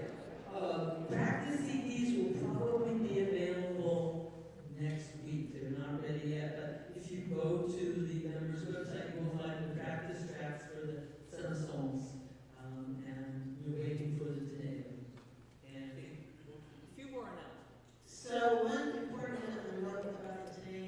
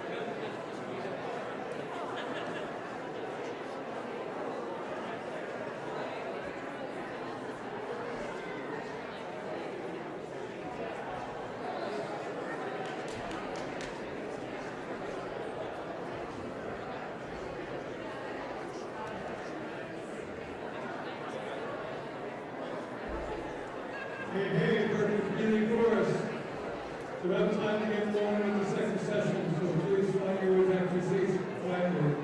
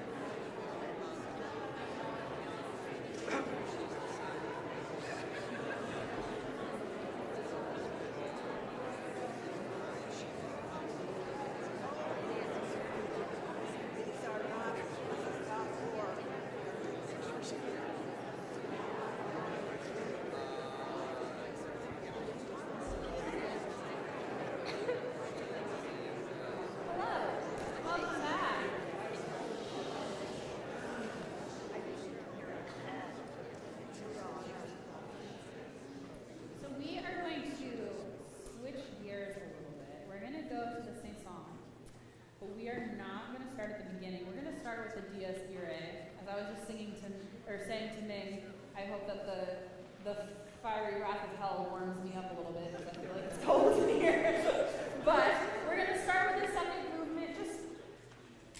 We'll go back to the first movement, we'll do the intro in a little bit, but we want to start with something just a little bit more active. And what I would love to do is just read it. It goes back and forth between you as the chorus are in dialogue throughout much of this movement with the quartet of soloists. So if you take note at the beginning, this is on, if you're in the piano vocal score, it's page 13, big number 2. It starts out, the quartet, the solo quartet is the first group that sings, and then you come in, then they sing again, and then you switch parts. So it's kind of a back and forth. You are reading the bottom 4 lines of vocal text on the bottom of the page. It's in 2. So here we go. Just from the beginning, let's try reading it with the text. We are going to do the French Latin, so we'll kind of come back to things and fix them as we go along. But let's just read from the beginning. Here we go.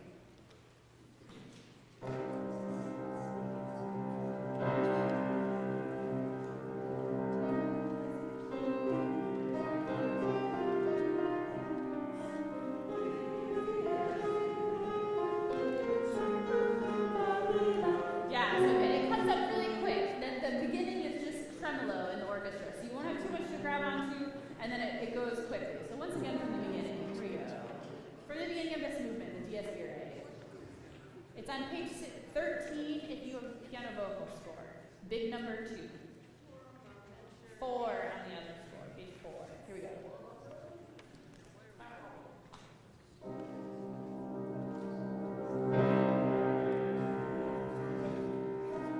So you have to look up because there is no clue. The first chord just rattles on and it doesn't change. So you have to count with her. 1, 2, 3, 4. The the quartet starts. So Dies irae, dies irae, sol, dies irae. Yeah, good. A little bit of call and response. Here we go. So look up, make sure you're counting. Ready?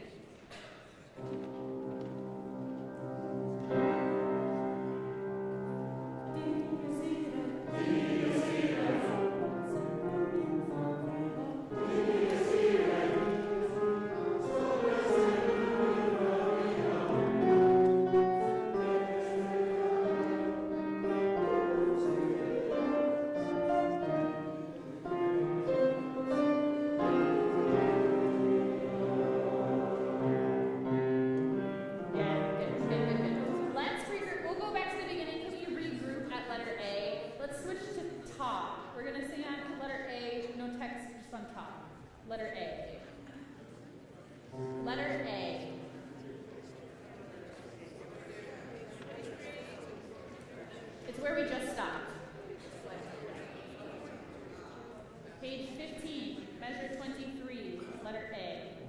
Here we go.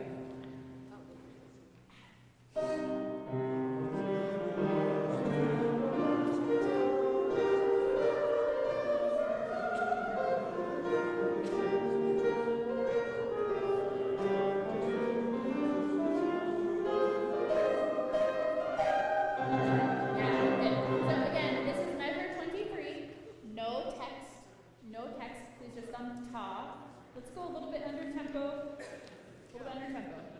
Letter A, measure 23. Here we go.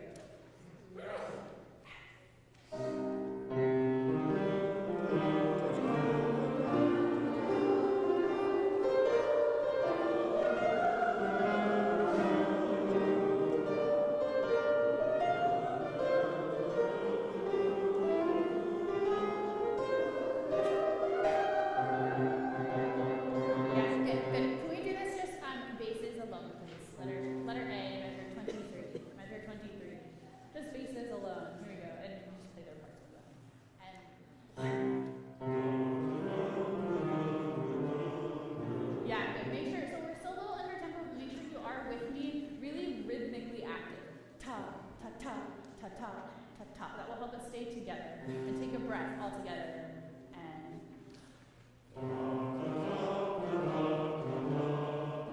much better already. Can you put space between the dotted quarter and the eighth note? Ta, ta, ta, ta, ta, ta, ta. And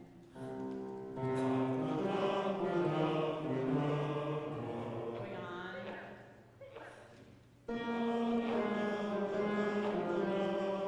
Keep the space.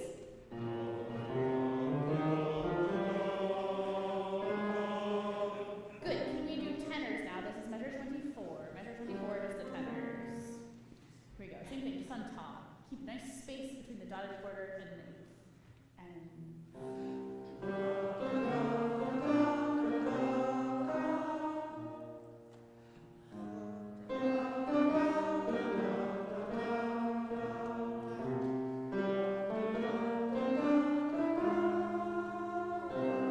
Yeah, good. Your liner is a little bit trickier than the basses. It kind of jumps around a little bit more. Let's do it one more time, just tenors, and then we'll put you together. Here we go.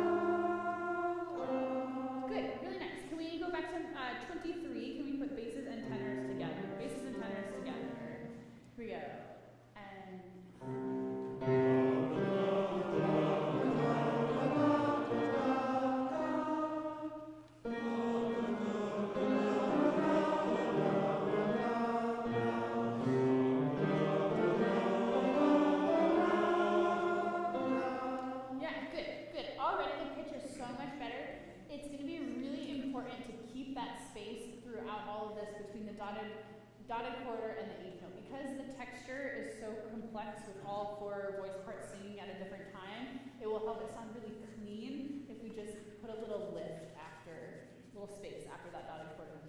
Good. Can we do altos now at your entrance, please? Here we go. And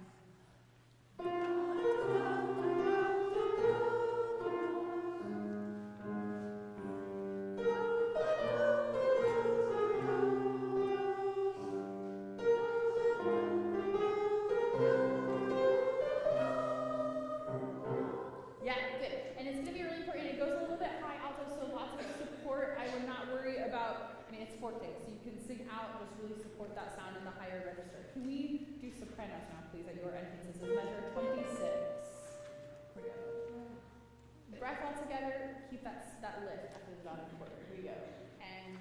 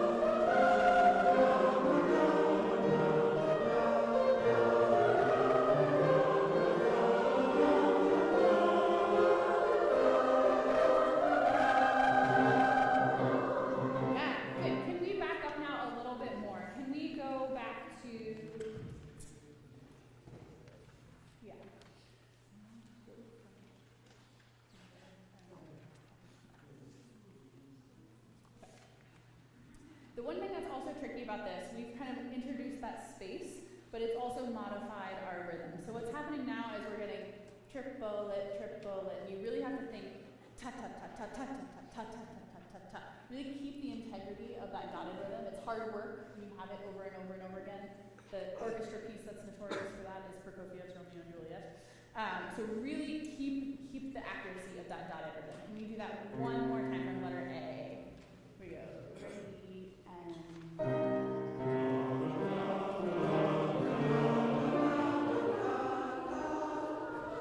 Let's try it once, actually. Can you sing?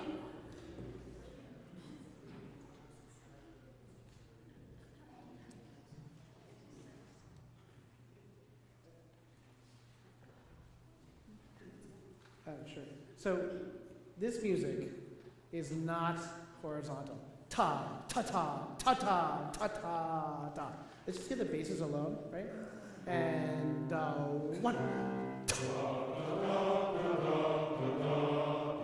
Yeah. Ta, ta, ta, ta, ta, ta, ta, ta, ta. Right? See if you can get that a little bit more ta, ta, ta, ta, ta. Right? Instead of ta, ta, ta, ta, ta. Not so sustained as Tanea, right? And one. Yeah, ta, ta, right? Let's just do the tenors. They need to get the character. And one. Yeah, even ta, ta was good, fantastic. Not ta, ta. Right, it's not lyrical. You just did it really great. Ta, ta, really? Now it's the basses and tenors together, right? Let's try to put them together. Bass, tenors, now your conducting should also be ta, ta, ta, ta, ta. Make it as angular so they cannot do ta, ta, ta, ta, ta. Right?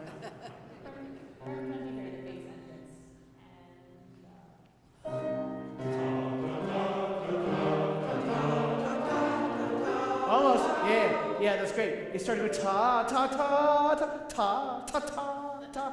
You want to make the small note really sharp and quicker. Ta, ta, ta, ta, ta, ta, ta. Ta, ta, ta, ta, ta. You want to think like you're accenting the small note. Ta, ta, ta, ta, ta, ta. Right? One more time, just tenors and basses.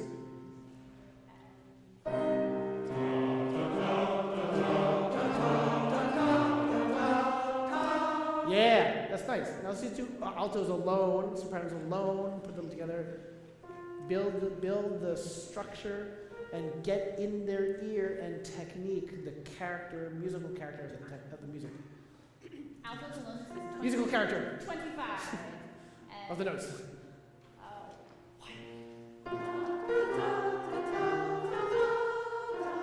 Yeah, okay. So make sure ta, ta. Those two notes are equal. Yeah, exactly. Ta, ta. Right? It's not, we're not tapering the phrase, there's not quite as much ebb and flow as the teneo. Same I thing. feel like you're comfortable with this. Right? Right? Just right. And 1.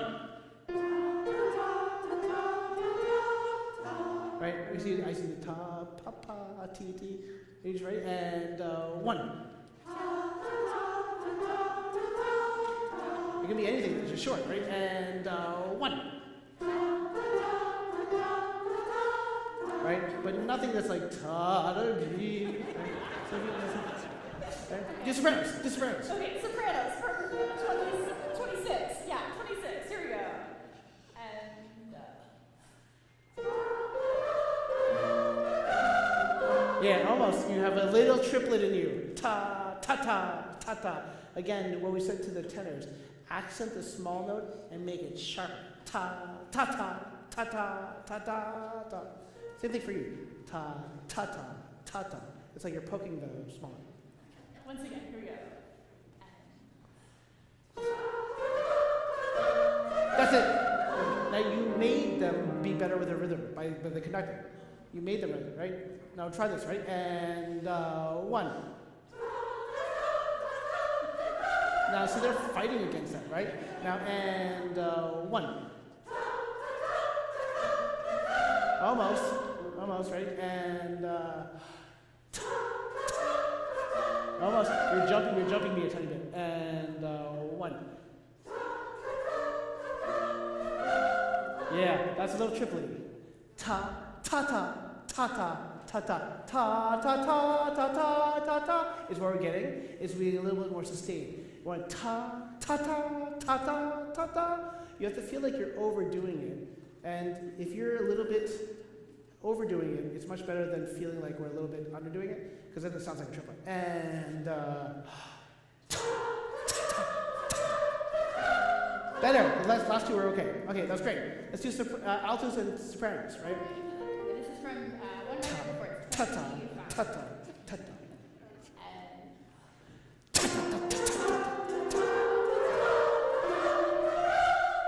That's it. Let's do all 4 voice parts, the entire thing. Let's see what happens. Everyone please from 23. Ready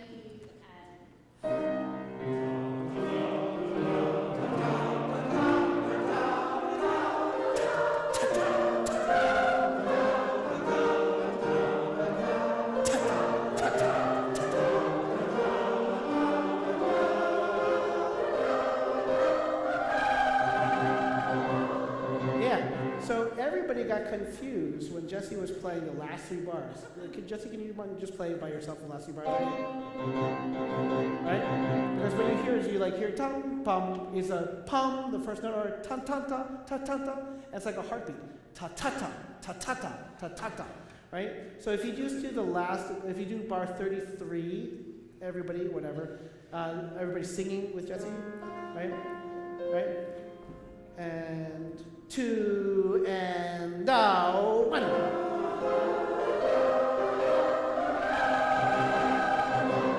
Yeah, it feels much more secure because you hear ta ta ta ta ta ta ta ta ta. You have that sort of rhythmic, what are they called? Posts. You have those posts together. Okay, but this is quite hard. It's slower than you think it is. 84s. Dia si re, dia si la, solve se lu in fa vi la, ta ta ta ta ta ta ta ta ta. Okay? So in your effort to accent the small note, don't rush it. Ta ta ta ta ta ta ta ta ta. Okay? You want to, I don't know, wherever you want to go. we'll go back to the beginning in a moment, but I do think we should sing once at 23 with all the 8 notes. Ta ta ta ta ta ta ta ta ta.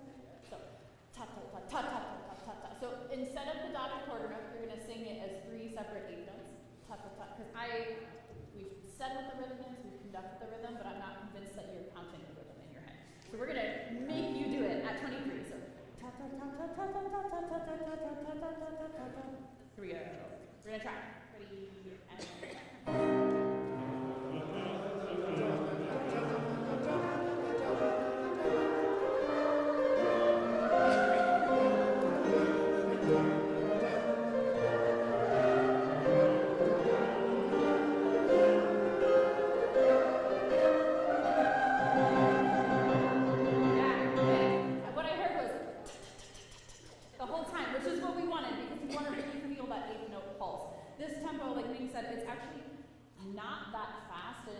has this like almost terrifying control to it. So you need to feel that inner pulse of each beat. Can we sing now, still on ta, but as written, rhythms as written now at 23. Here we go. Ready, and...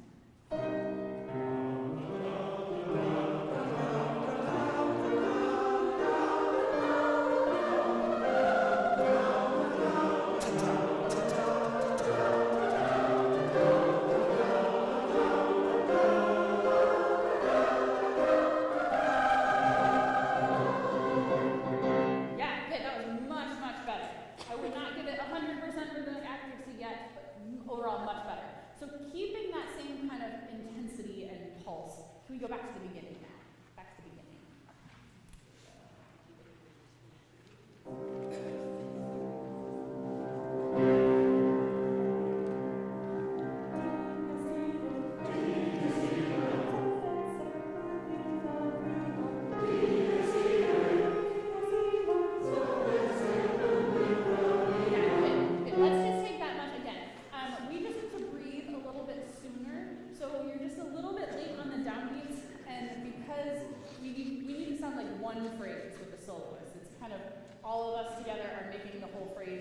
Going back and forth, you just need to breathe a little bit sooner, anticipate those downbeats. Once again from the beginning.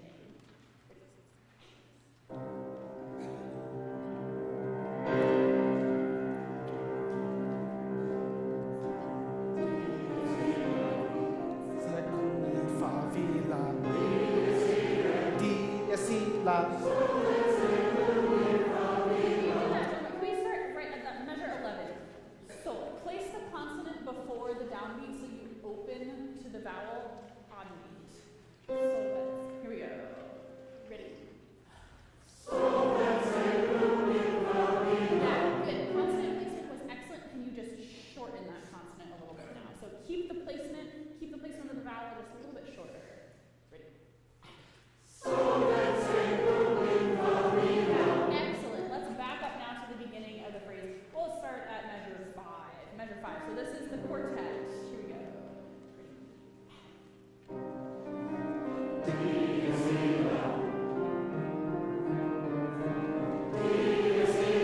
Yeah, good. Already so much better. The breath is sooner. The D consonant needs a little bit more punch. You can almost, it should almost be like a T. T, D, S, E. We want to hear that consonant punch through. Once again, from measure 5. D,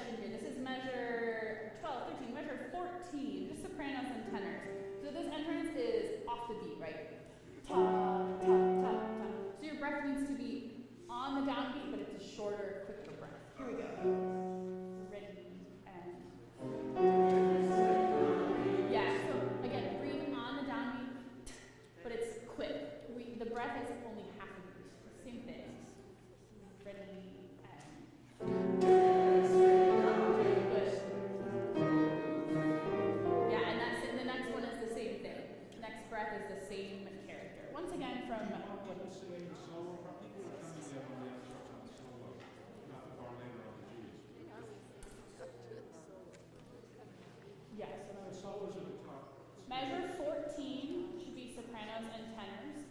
Nobody sings the top 4 staves. That is all solo parts. And then sopranos and tenors also only in measure 16. Can you start with 13 and hear the solo? Yes. Thank you. 13.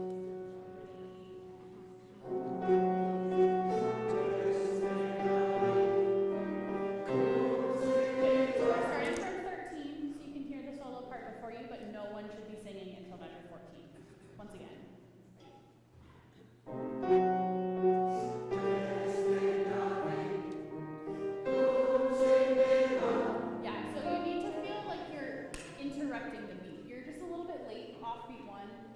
ta, ta, ta, ta, ta, ta, ta, ta. Just feel like, anticipate that entrance a little bit more. Once again, same thing. 13.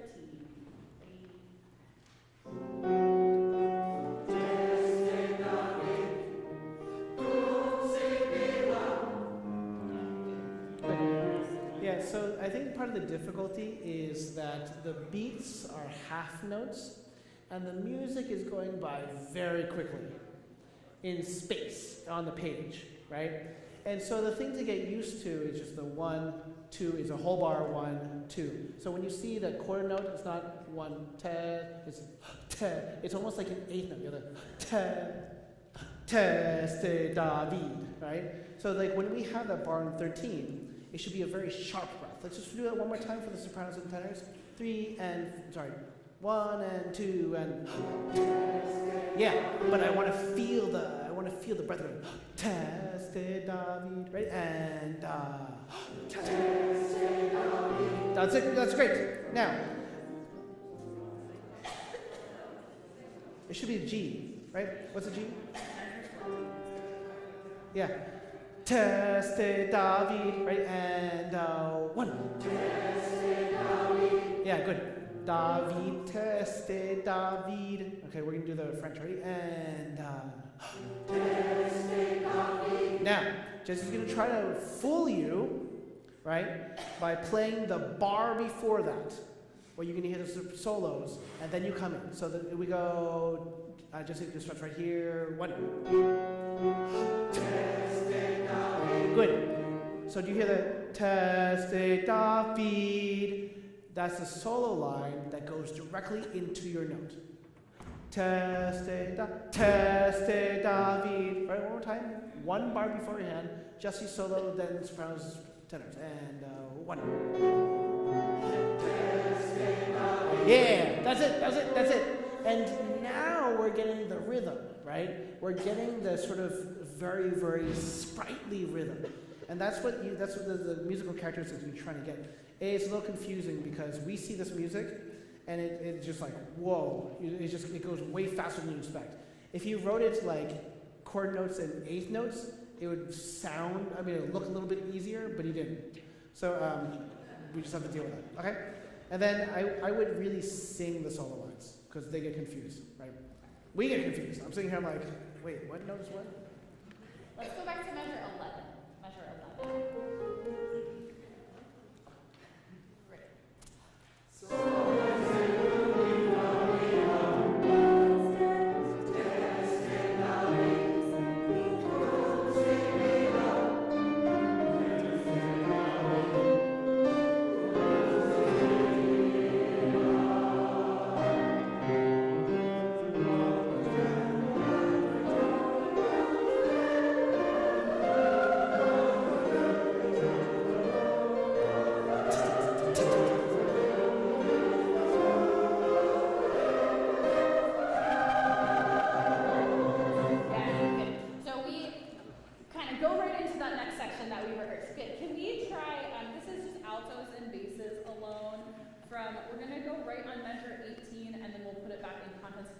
Context in a moment, but I really just want you to practice the breath. So just like we worked on with the sopranos and tenors, for altos and basses, it's a sharp breath and a syncopated ending. So it's quick. This is measure 18. Here we go. Ready and yeah, can you almost put an accent on it?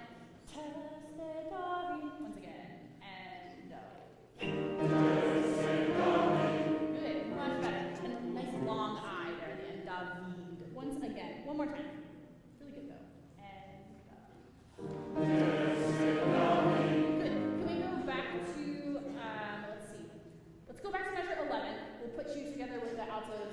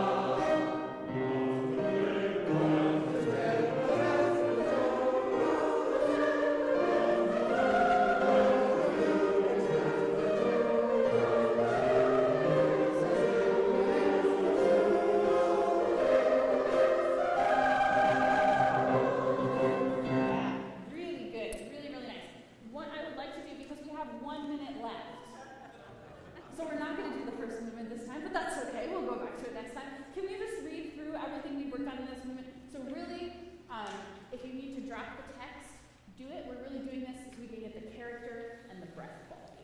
So this is from the beginning of Rehearsal.